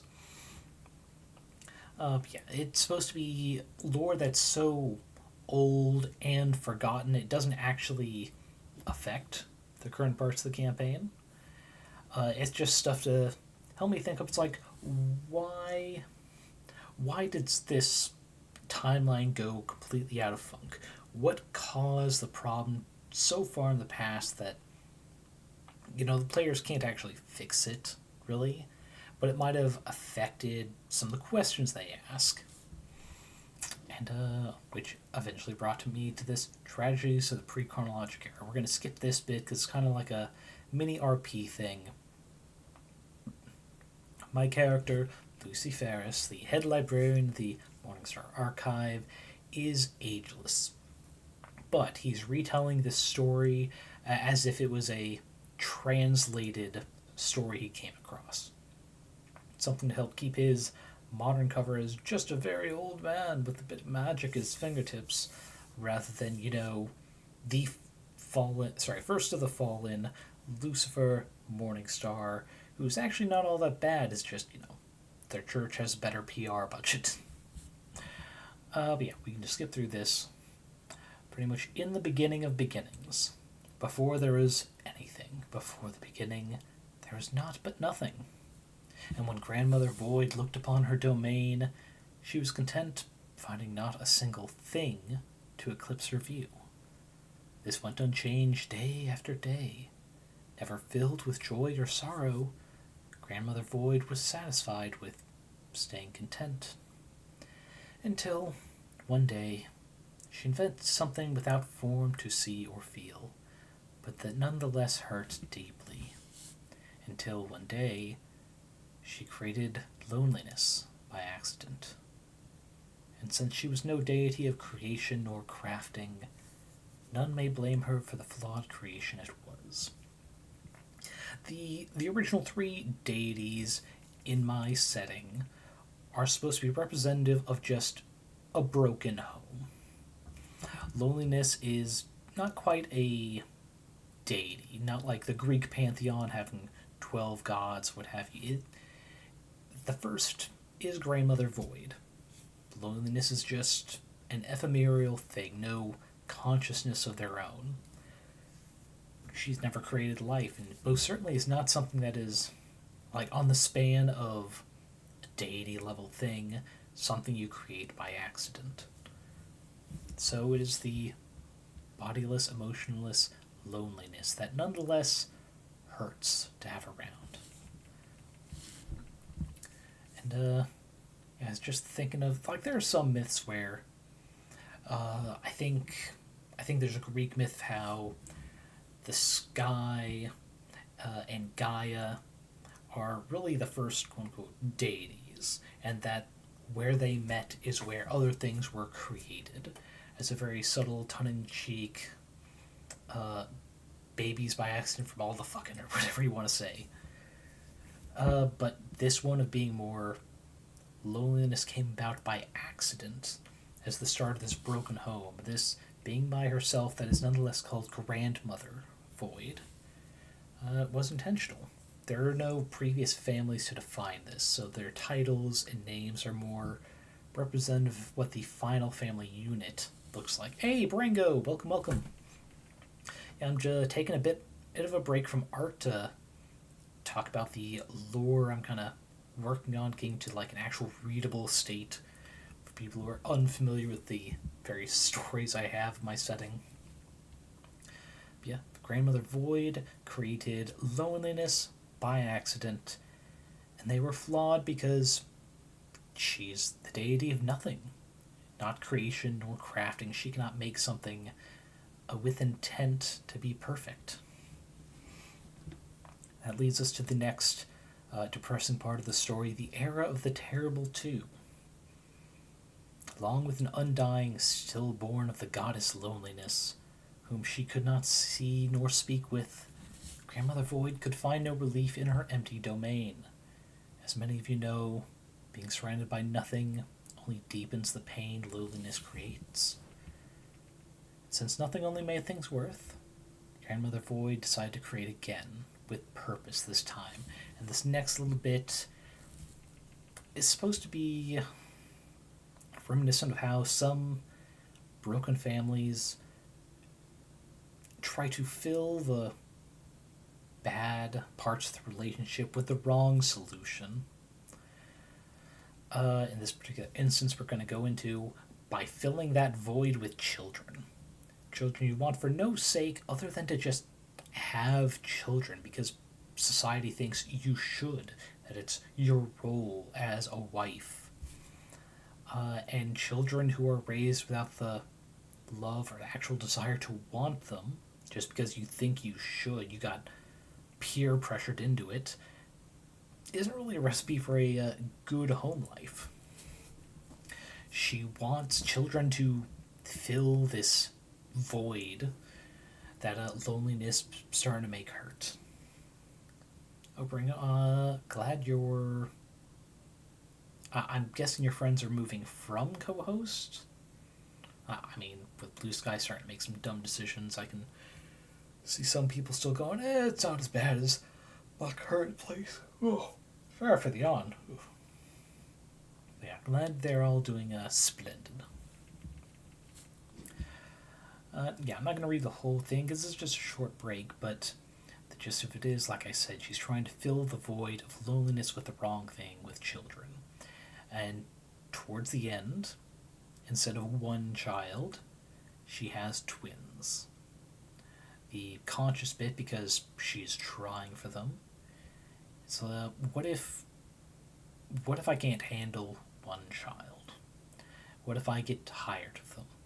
Instead of just one child, it becomes twin grandsons, mirrored halves, but both fleet of foot and quick-witted, for they are light and dark. Yes, the origin pantheon of my setting is a trio, which you might think, this seems a lot like, The Legend of Zelda, or even perhaps the brother deities in the Ruby anime setting. Those are not what the inspiration was from. I mean, kinda Legend of Zelda, but that's more from the inspiration of the author I took from, which is Kitty Unpretty, if I'm remembering that correctly. She wrote this story, and I'll go ahead and type it out, because I'm sure I'm gonna butcher it. Grab the Kitty Pretty. Go ahead and tag it for, we'll say 10 minutes. But yeah, Astiel was meant, like, their original intention was just, I want to write just some absolute smut about Link and Zelda and Ganon, the whole, like, souls bound, forever destined to meet again and again, without it, actually directly being them. They were largely inspired by the Breath of the Wild game, where the Link stand-in young girl, fairy girl, who just doesn't age and is just easily distracted, full-on ADHD. Ganondorf, instead being some monster king that can transform into any of his subjects. And instead of the Princess Zelda, it is a prince inheriting a kingdom who is largely a bookish sort. He could go out and fight, use magic, but the fear keeps him from wanting to do so. And she just wanted to write some downright smut, but because she has a subscription, so people can read chapters early and what have you, help support her, she had to make it different enough from Legend of Zelda to be its own thing, and also wanted to get enough world building to help really show it's separate. And what started me reading that series was not the smut. It's because, like, 25 chapters in, I followed her on Tumblr for some of her other stories, going, God damn it, I just realized I've got enough world building ideas. This is no longer smut, a bunch of story to just justify the sex scenes. This has become full on fantasy adventure that occasionally goes into these sex scenes. And it's like, I gotta read this now. Because I know some of her stories are horny as fuck. How did she get so distracted by set dressing that it became a full-on story? And it is incredible. I definitely recommend it. If not for the monster fucking, which she does give spoilers at the beginning of each respective chapter. It's going to happen. Marks it on the side with, like, red text, so you can just skip it if you like. But yeah, it's incredible world-building stuff. Anyone who does writing, I suggest reading it. Anyway, I stole the trio goddesses of the Void, Light, and Dark, which actually I think she was Sun and Moon, was Astiel, yeah. And I just wanted to think of a different way. Like, in the story, they were also Grandmother Void, but instead twin sons, and the kind of competitiveness that a lot of siblings have, sibling rivalries. And it kind of built all this other stuff, which I haven't gone fully into, at least public writing like this, but the other part I do want to show touches on some of the other creations that come about from them. As outlined here, they both try to come up with these ideas to help counter loneliness, either communicate with her or defeat her. And while none of them work, they do eventually get some interesting creations of their own, collect them together, Earth being the primary planet they leave them on. And at the end, Just a little, like, the author's note is like, light is not always good, dark is nothing, not just evil.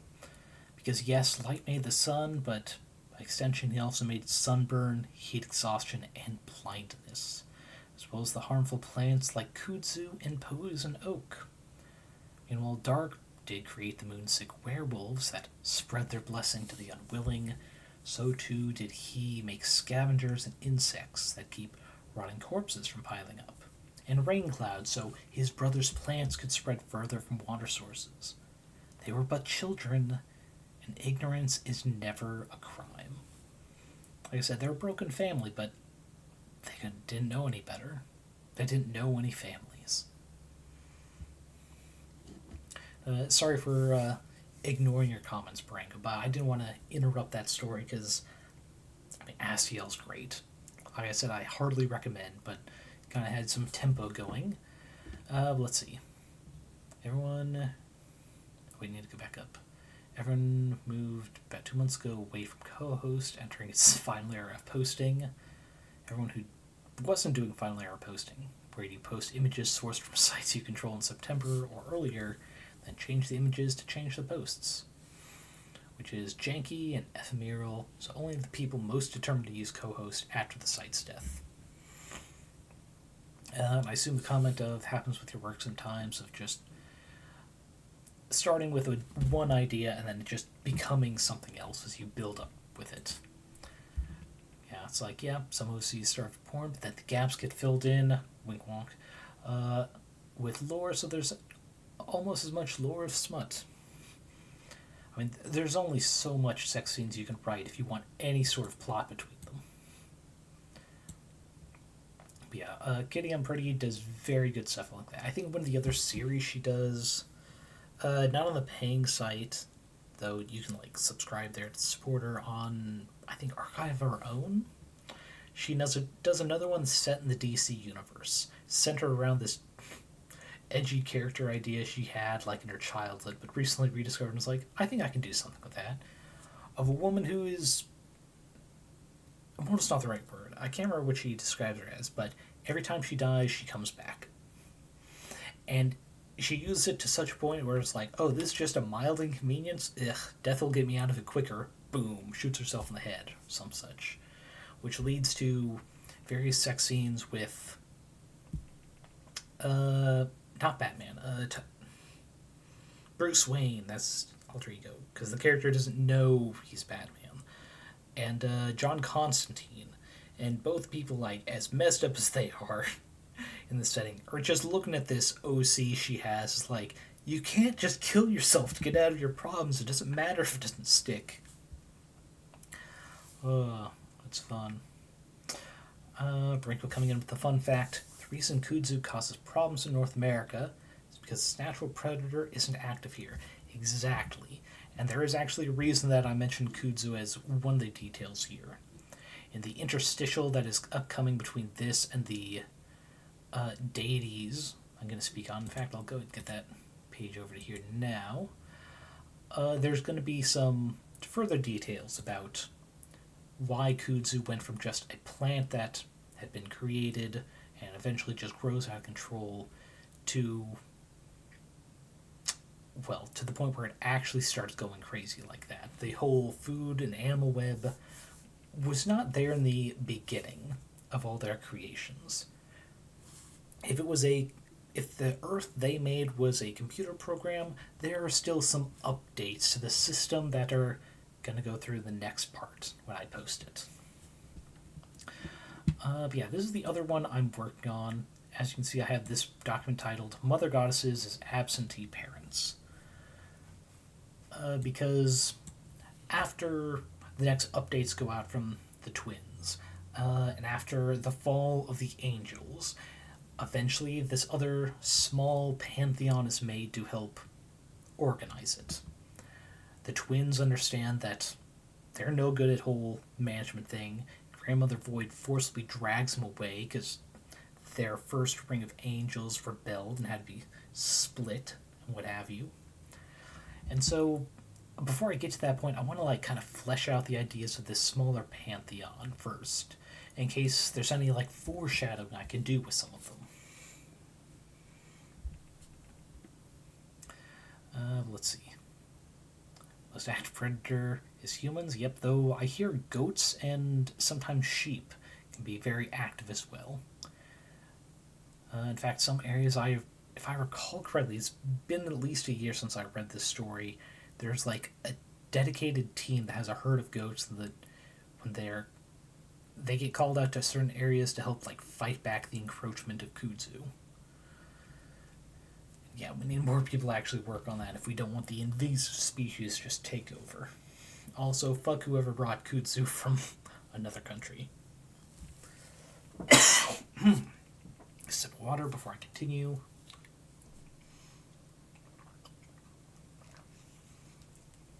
Well, I know they're not natural predator, but they are like a very effective predator, is what I meant.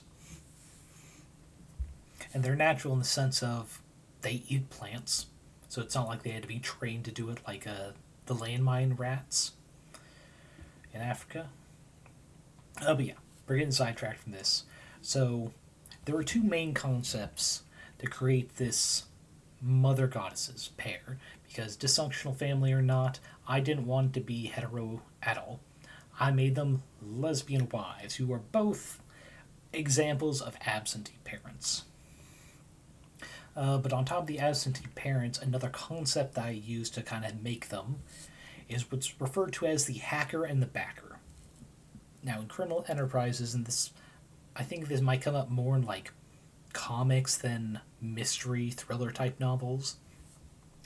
It's a pair where one person is the idea guy. They supply the money and the resources, but the hacker is the one they pay to actually, make it happen. See Elon Musk and everything he owns. He is no engineer. He's an idea guy. But the hacker and backer pair, specifically in fiction, typically ends up dissolving because one gets too suspicious of the other that they backstab. So that in mind, that combined with the absentee parents, how do I have one of these absentee parent archetypes become the backstabber for the other? Before I go through for that, I'm going to reread these little blurbs I have for them, and you might be able to guess where I'm going with it. So the hacker part of the pair is the goddess of taxes / debt. She was named Justice by Grandmother Void, later taking the role of Judgment in Destiny after Death's self-destruction, but before enlisting Loneliness as Manager of Time. Little foreshadowing what's going to happen in the previous bit. Their role was bent as a jailer and torturer of fallen angels, hence why Justice is her name, but not her role, like specifically not. The job is keeping their souls split between the celestial angel side and fiendish devils. For those of you who haven't heard me talk about the celestial angel and the whole event of falling from grace, in my version, the first celestials, the first race, take inspiration from, I think it's usually attributed to Greek mythology, a race of humans that have 2 heads, 4 arms, and 4 legs. That they are 2 souls in the same body, and the gods feared that they were too powerful, so split them apart. I made the first race of angels like that. They were deemed too powerful, forcibly split, but to keep the souls from, getting back together and teaming up against the gods, now who they definitely would have had beef with, they had half the soul reincarnate into devils, get stuck in the reincarnation system by always being in the fiendish side of the hells, while the other halves went to the angelic, the celestial side, and so they would always be constantly at war, as one side's lined with good and the other evil. It's not that love, romance could never occur between them, but it's very Romeo-Juliet, where their roles are constantly against each other. And also, just people aren't assuming it's purely romance, a vast majority of those soulmates are not romantically entwined. There are roles such as the teacher and the student. Also, thank you for the Wilhelm Barango. There's the teacher and the student. There are the siblings. There are the best of friends. There are the worst of enemies. Each particular pair is different. So, romantically or sexually involved with each other is a very small percentage of what any of the partners could be. No, I think that one got delayed a little bit because I saw the books flying before I actually heard it.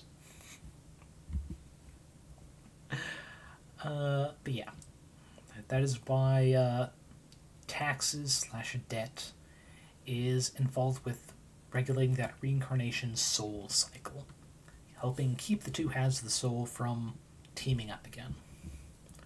Now, the other half, the hacker-backer pair, the idea deity, is the goddess of death. She was given the role to manage the punishments of the angels, as well as oversee the worlds when the twin gods light and dark were forced to leave their creations behind. Sadly, they were hamstrung. They were only given the ability to think up ideas and create unliving things. This would be mineral deposits, various metals and non-metals, liquids, but nothing that could think. Though it's not detailed here, an offshoot of their suicide is actually going to be the creation of fungus and spores. Things that aren't alive, but they're certainly not like stagnant. They're not like rocks and pebbles. They can actually affect things, even if it's largely through chemical reactions triggering other reactions.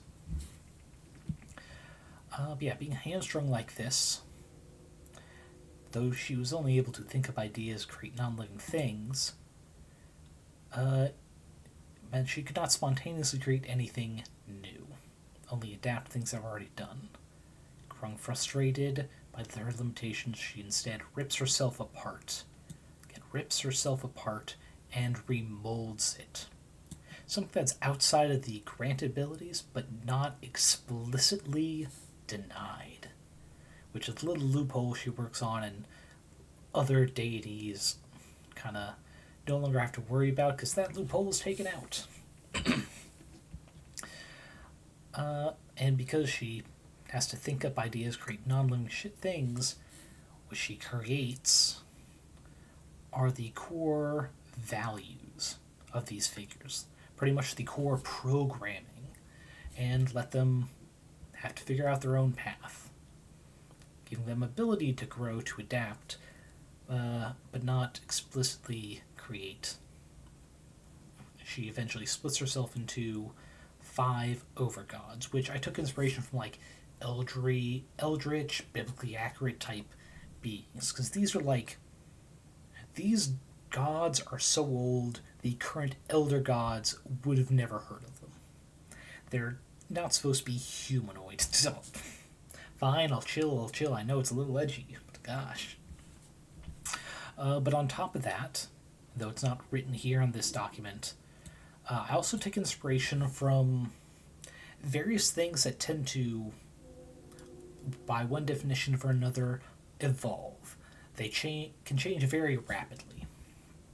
Like, yeah, I got this enormous stick insect type being, but their domain is melodies and music. It's like the music, even just 10 years ago, is drastically different than some of the music you can find today. And the bigger a period of time you look at, the more music has changed. A bronze dozen-winged moth, a play on the whole butterfly flapping its wings in Africa, causing tsunamis here in the States, being weather and seasons. And this is indicative of, yeah, sure, the Ice Age is very different from the modern weather, but also it's like, in my childhood, there were far less, not tsunamis, hurricanes. It was not quite as bad, but in the span of my life, it seems like there's more and more every year. Or even if there are fewer, they're stronger. So, quickly evolving weather systems. a glowing armored slash chitinous insect mask. Something I've actually drawn some ideas, trying to make it kind of look like a jester or a harlequin mask while still having clearly insect like details. They are the deity of warfare, but later humor. Because I thought that'd be an odd mix of domains. That's going to be an interesting deity to kind of write up their personality. A towering bundle of flowers, which is taking inspiration from both the classic Hydra, as well as Audrey 2 from Little Shop of Horrors. They are a deity of plants and animals. Because, due to selective breeding, well, I mean, we can create grapes that don't have seeds. We can create corn that also can't seed. And capitalism is kind of abusing how quickly plants can be genetically selected for specific outcomes. I mean, heck, the corn we have nowadays looks almost nothing like the corn that the first colonists to America would have come in contact with. We've selectively bred it for things that produce more, both in terms of seeds and food. Yes, Brango, war clown for that sentient mask-looking creature. And the last of the deities is something completely, not devolved, distinct from anything humanoid. A hive mind of various sands and some polished eye-like gemstones trapped in an hourglass. They can reshape their own body, and thus they are a deity of physics and technology. That's the inspiration for all of them. Just physically nothing at all like humans you would expect. But also domains that in the real world can change even just year to year, depending on how specific you get. Then we have the 6 laborers. Primordials, which, in the way I use them in the setting, are more like mortal beings that have gotten such acclaim that they are immortalized in stories. These I took inspiration from archetypes in stories and civilization and culture, as well as using some of the labors of Hercules to kind of figure out where I'm going to go with them. This is all I have so far, but this is pared down from far more ideas that I had written. Let's go ahead and do this so we get a bit more focus on them. A hermit slash mentor type role. They are kind of like a lesser deity, a demigod of burrowers and builders, aligned with the element of earth. I'm going to be pulling from Geryon, who's actually one of the figures Hercules that meets in those myths, as well as the Cretan bull specifically. Because both those seem very earthy, especially with Geryon is Medusa's grandson, men turning to stone, her. The entertainer of metal and creativity. This one's a bit of a pun, which I thought was perfect for it. The element metal. Yeah, we're using the Chinese 5-element system for the 6 laborers. Taking them from the Hesperide apples, the apples of immortality, and the belt of Hippolyta, I think it's Queen of the Amazons. Because both those seem like the sort of stories that a bard or a skald would tell, and would change and adapt over time. The hunter slash gatherer role of wind and pollinators, kind of helping plants spread across the continents that are created. The lion, and I know specifically I'm going to take from that wearing pelts and clothes and having invented the concept of clothing. But Hydra, also with the collecting of materials, and by extension with the wind and pollinators, also the first farmer. Now, the traveler slash thief, being connected to volcanoes and islands. I got the idea for an atypical nature deity, despite being a nature deity connected to fire in the form of the volcanoes. Thank you for the other Wilhelm Marengo. But this one, I this was actually the last one I like collected by using these two concepts of the five Chinese elements and the labors of Hercules. And I thought, okay, we've got boars, which as invasive species can be very destructive, and the Sympholian birds, which are they were like kind of a standout threat in the labors of Hercules to me because it's not a single beast or monster.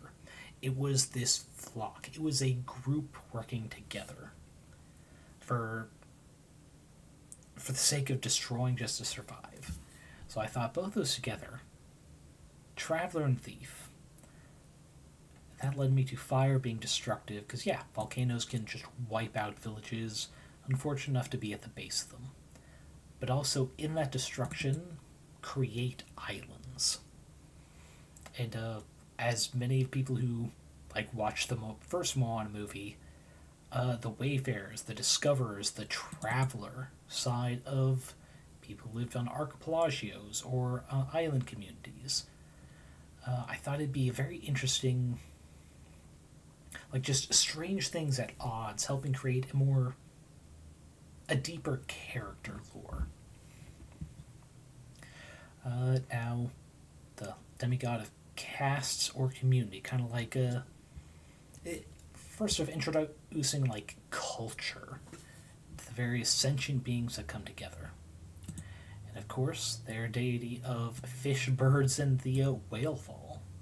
And this idea specifically started with the whale fall, in part because the mares of Diomedes, the flesh-eating horses, if I'm remembering the labors right. But anyway, that and the hind slash deer that got hunted down. I thought a whale fall is a very strange thing to be a specific deity of. Because yeah, whales are going to die, and the community of creatures come along and just scavenge the corpse. But because it's so big, it just takes so much time, and yet it's so hard for scientists to find. I just like that idea, and I want to explore it, especially as part of just caste and community. This isn't necessarily like a demigod of just a town springing up.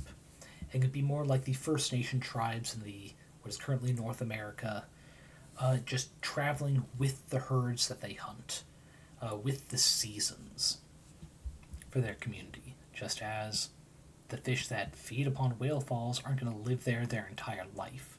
They travel and eventually have to find food elsewhere. Maybe they're lucky enough to find another whale fall, maybe they're not. And then the lawyer slash leader archetype, demigod of giant kin and humanoids. Because in my setting, the lore, what is separating giant kin and typical humanoids, whether they're humans or elves or dwarfs, is just the scale of size. It's not like any inherent properties. So having a demigod that is probably more aligned to the giant kin part than the humanoids is another thing that I thought would be interesting to try and figure out what makes them tick. Why do they exist the way they did?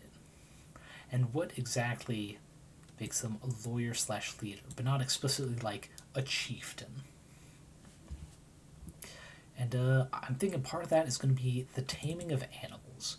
Like the old, wise members of a community passing on the knowledge to the next, who eventually, not having to work for that knowledge themselves, being able to start at a more intelligent standpoint, are able to find out more and more.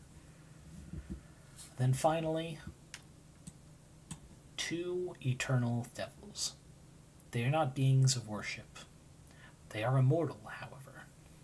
That is Asmodeus. Pretty much the constant in most like D&D based settings. There's almost always something that ties to Asmodeus specifically. And I thought, alright, what if to manage the devils, Death created like the bureaucrat of hell. And their role isn't necessarily to be evil, but to make sure all the gears that turn to keep the demons and the fiends from wanting to wage war against the Celestials, but never enough to, actually succeed full time. And thus I created Asmodeus. He's suave, he has plans within plans, and yet, despite having so many centuries, millennia even, why they've never succeeded. And also, as a note to myself, just because this is lore, in my setting, Levistus was trained by Asmodeus, specifically to take on anti-casters, liches, the wizards who try to study immortality and gain something akin to godhood themselves. And I mean, that's not the sort of person you can trust with magic. They just might figure out, all this lore and game the system. And none of the gods want that. None of them at all. And while Levistus was trained up to do that, eventually they, start going off script, doing their own thing. And so to make them remain useful, Levistus was trapped at the lowest layer. And here we have, again, mention of the Abyss. The domain of Grandmother Void. And why exactly the Abyss is such a threat to the rest of the Hells, well, that's something I'll be going into detail later, when I do more of the story that reaches this point. But I do have a purpose for them, and why demons and devils are at odds.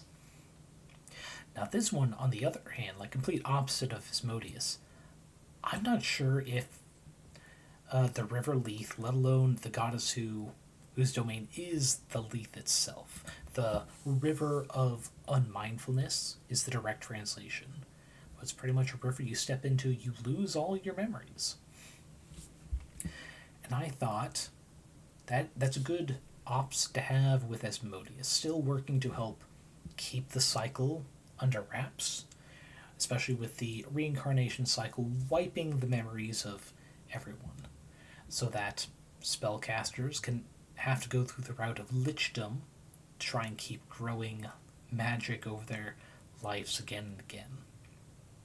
Keeping the wealthy or greedy from just hoarding their materials, their prized possessions, and just picking it up later when their next life is able to go pick it up. As well as continuing the punishment of the fallen angels. And yeah, that's what I've got. Well, at least what I've got written down. I still have a bunch of notes in an actual document, but this I made up so I could share it with friends, ask their opinions, like make sure I'm not going too weird with the concepts, Because I'd rather find it out now when it's still this kind of like bullet point-esque setup than when I've actually got like stories written out and built up and gone. Actually, Lucy, this story's a little bit weird. I don't quite the connections you made. I'd rather find that out now than later, Yeah, that's my throat's starting to go. So we'll go ahead and end the lore dump bit. Let me just close these windows now that I no longer need them. Okay.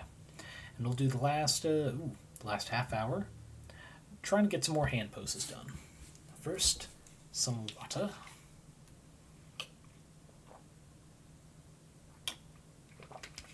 There we go. Alrighty, let's get that fixed back. I think we'll do some of the more hand views. Let's see. So we do need to move the arm around to that position.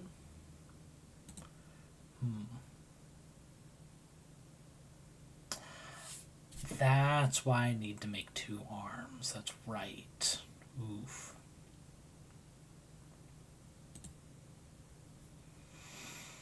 You know what? It's fine.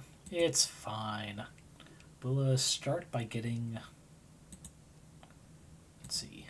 Yeah, that's that arm. We need to copy hand.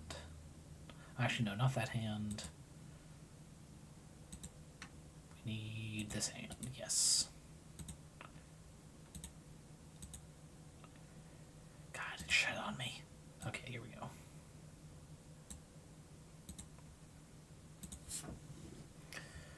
Alright, let's getting close here. Can put this here, twist it up.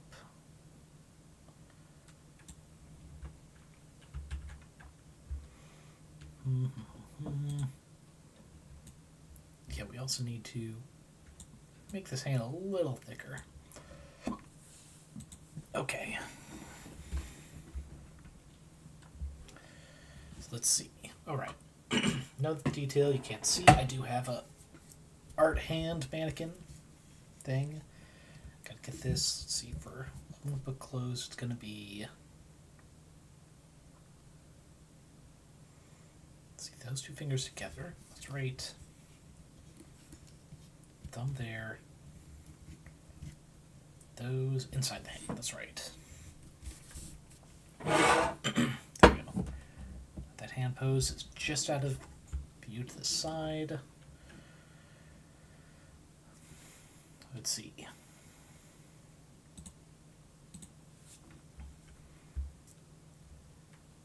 This is. Oh, it's been a while since I've updated the book club. I need to remember to do that. But yeah, it's still on the one inspired by Eldritch Sheep VTuber, Stories from Beyond. It's something I do, especially VTubers I especially like watching. Let's see, that joint. I hate that. I'm gonna have to do this. Yeah, I try to do that with all my favorite VTubers. Just something creative. I make a book cover, make into a throwable, and yeah. Let's see. Oh, not that one. That one. There we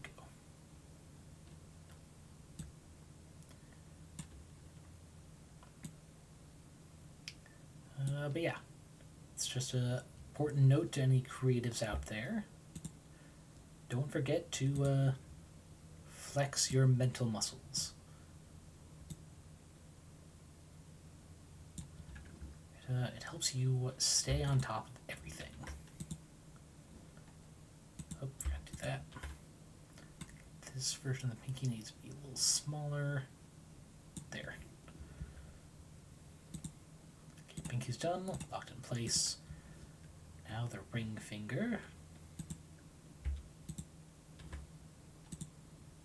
Right, I forgot I'm gonna need to do that. Ugh. There, rotate it. There. Bada bing, bada boom.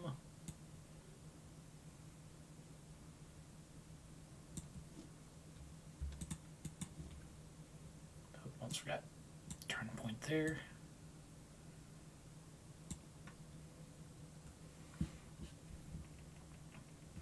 Okay, sorry. Had a cough there. Let's see.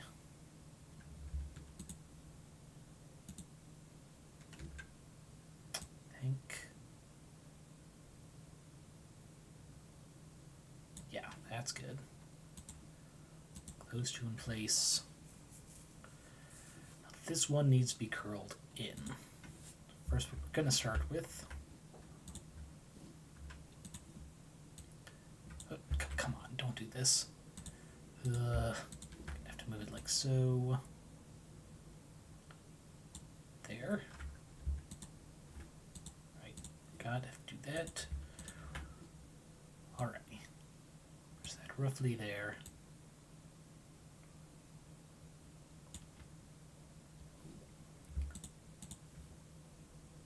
Put this one here.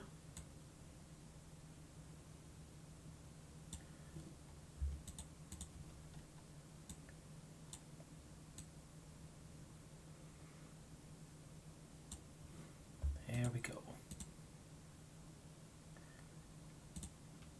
Ah, wait, shit, forgot to switch this one. There we go.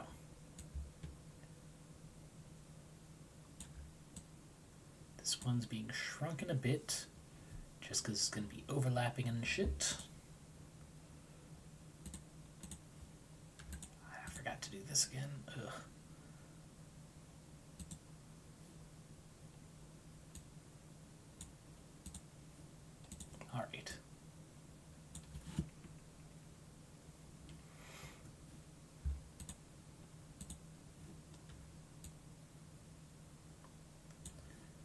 And we also need to move this one like so.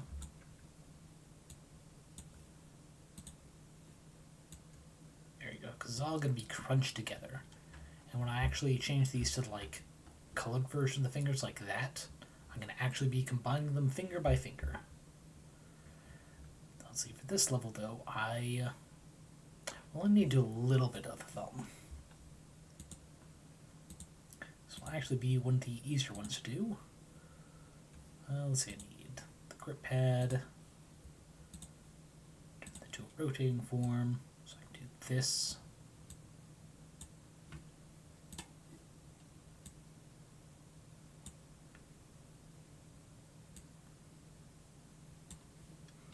Because only a little bit of this thumb is going to be visible.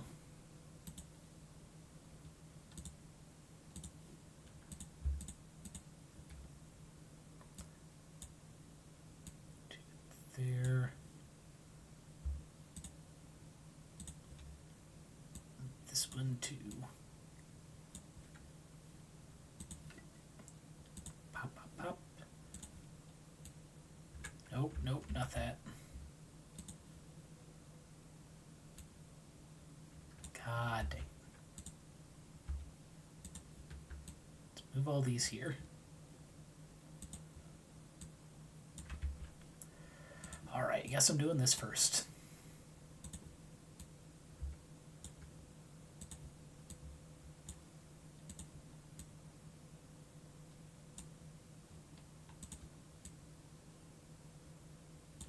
There, and thumb tip there. Let's continue there, because only some of this is going to be visible with the book. Alrighty. Did not mean to do that.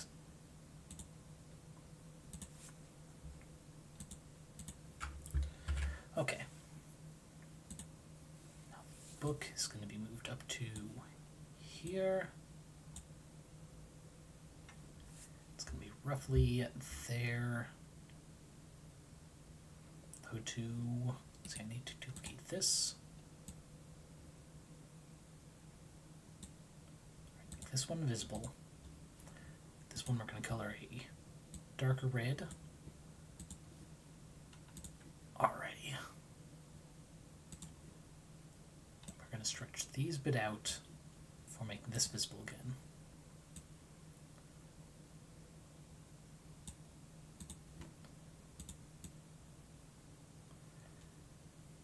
There you go. When I make this actual book asset here,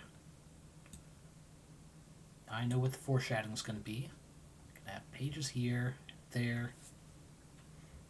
Going to be mostly covered up, though I should probably resize this a bit.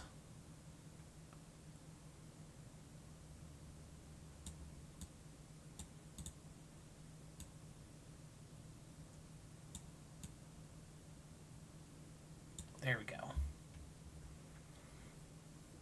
Save here before something happens.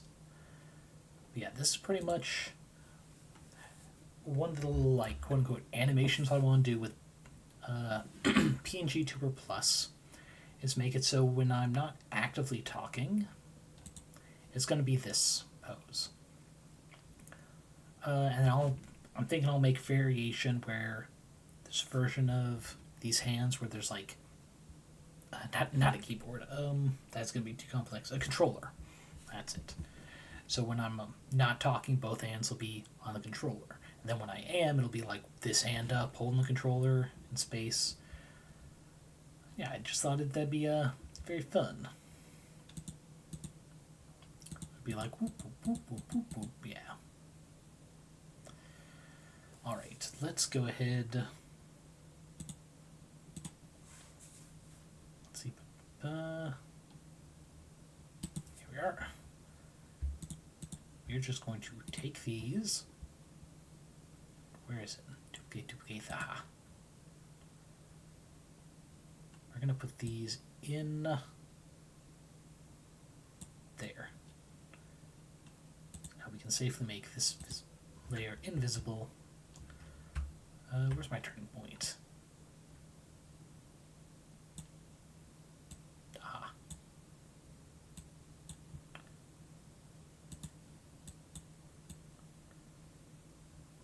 be more or less, let's see, there. I need to make some adjustments, but I can at least get the hand in position.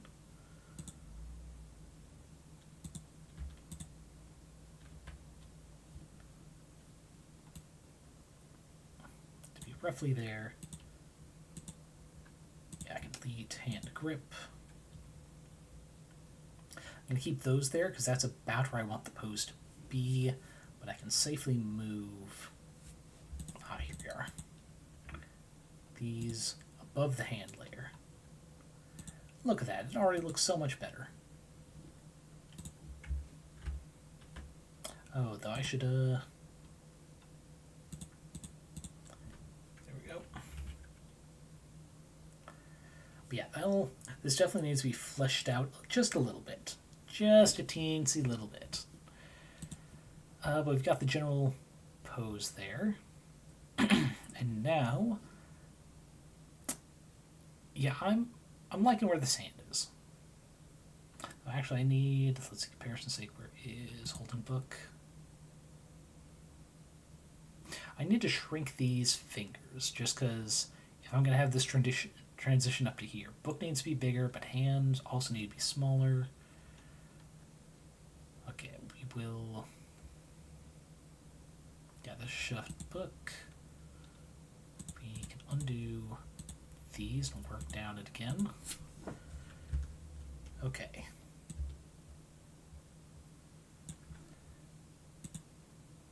Pinky's good.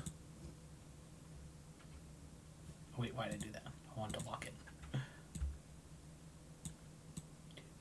Oh, forgot I have to do this.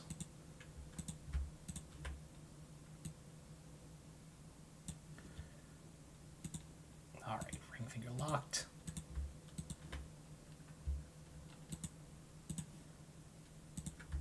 Middle one, I think as a whole, we're gonna cycle it here first. Alright, now we shrink.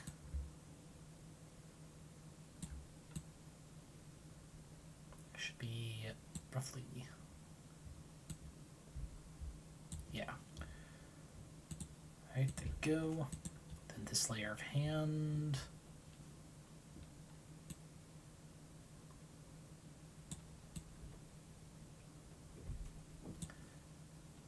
There, and these both need to, oh, no.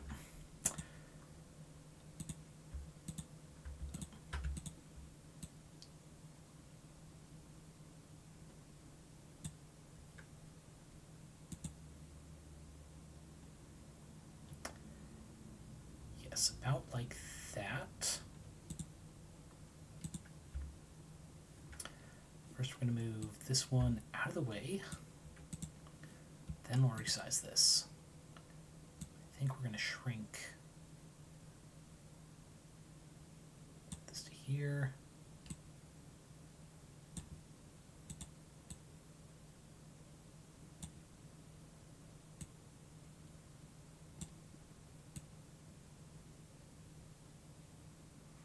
I think that's pretty good proportion-wise for that. Then other book, bring this in to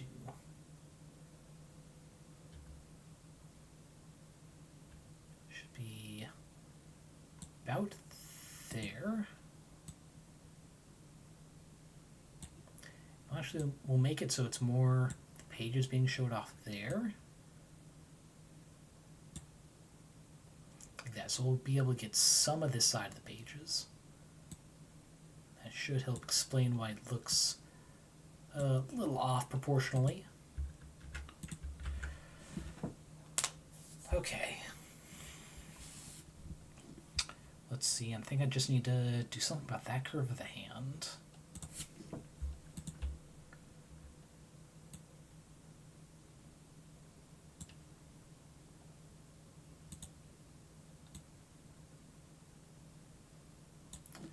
There we go, on the hand pad.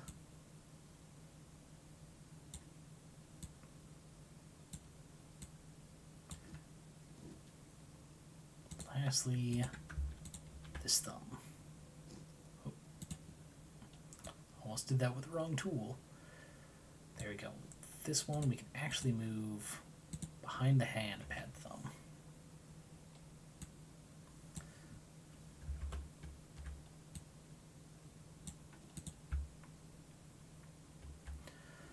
Alrighty.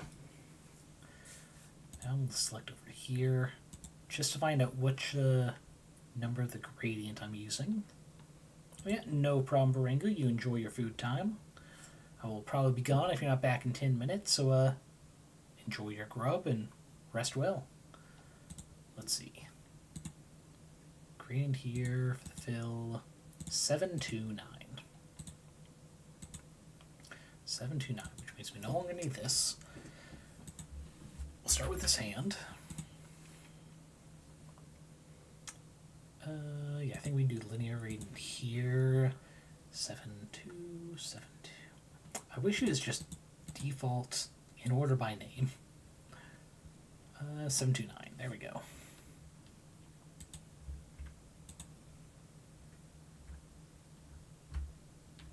Kind of center this so y'all can really enjoy it. Ah, I need to flip it, that's why.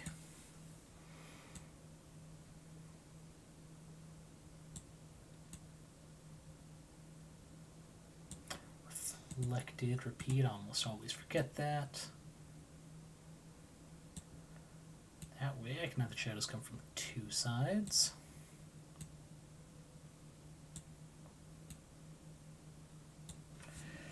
There we go. Not a bad looking hand. Now we'll do this thumb pad area. 7272729. There. Ooh, almost perfect.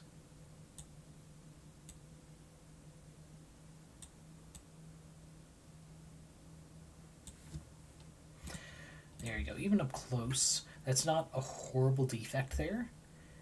And, you know, at this distance, it looks fine. It looks semi-realistic, which is the only kind of realistic we really need. Alright, now for the fingies. Yes, that's a shut button layer. It's a little worried as our wrong one. Okay. So what we do here... Let's see that. We can... There we go. Do this. We combine them all. Then we can just move there. Get rid of this folder. They were all in before. Because they're all the same item, we can now. Actually, we should do it like this. 729 again.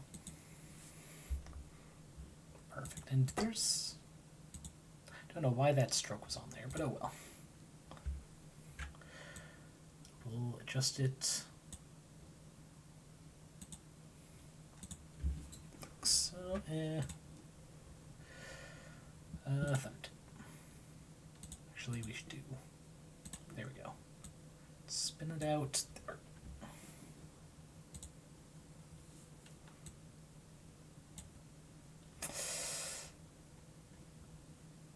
Nah, it should be below thumb pad. Right, the gradient. Oh.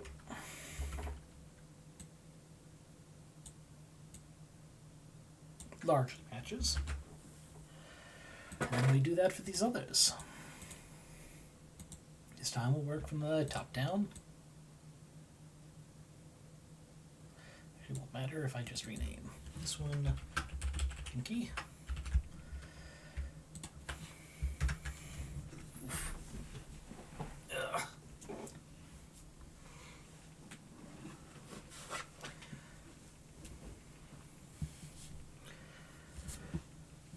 Alrighty. First we'll just delete these extraneous digits.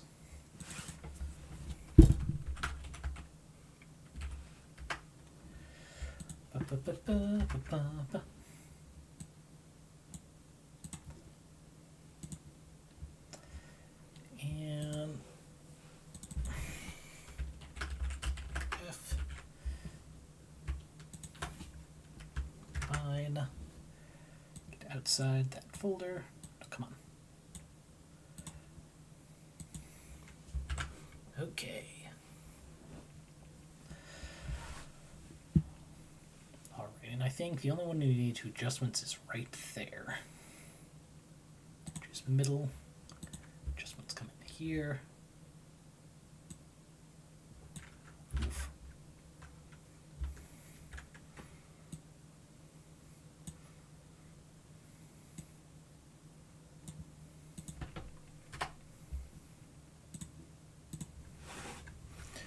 Just this.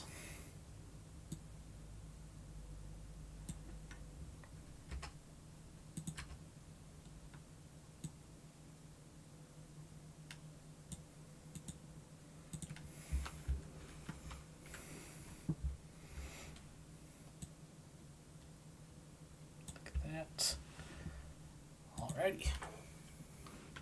Oop, almost missed the... Ugh. Right, I forgot about this little incident that happens with circles. Straight.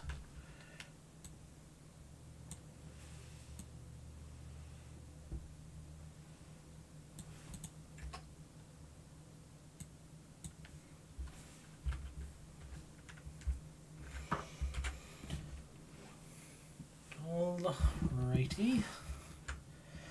You know, I think that's where we're gonna end it. Because this is just gonna be like fiddling with the gradients. You guys don't need to be here for that. We got the posing done. You got to see my method. So let's go ahead, find someone to read into. First, that means going to the BRB screen. Alright, where is the window I have for Twitch? God dang, I keep forgetting to open the something for Twitch. Alright, who's currently up and that are running? I could do Oceanics, who usually does art, but she's doing Bellatra tonight, so nah. I'll probably watch her later, but Harper's Studio is doing art, so I shall raid into them after the ads end. But that's no reason not to get it going now, so I shall raid. Okay. The raid is prepping. We shall wait until my ad is over, so I can properly hear them when they speak to me and ask, hey, what were you doing, what were you working on, whatnot. But yeah, as always, I hope you guys are eating enough, drinking enough, getting enough sleep, take care of your body so it can take care of you.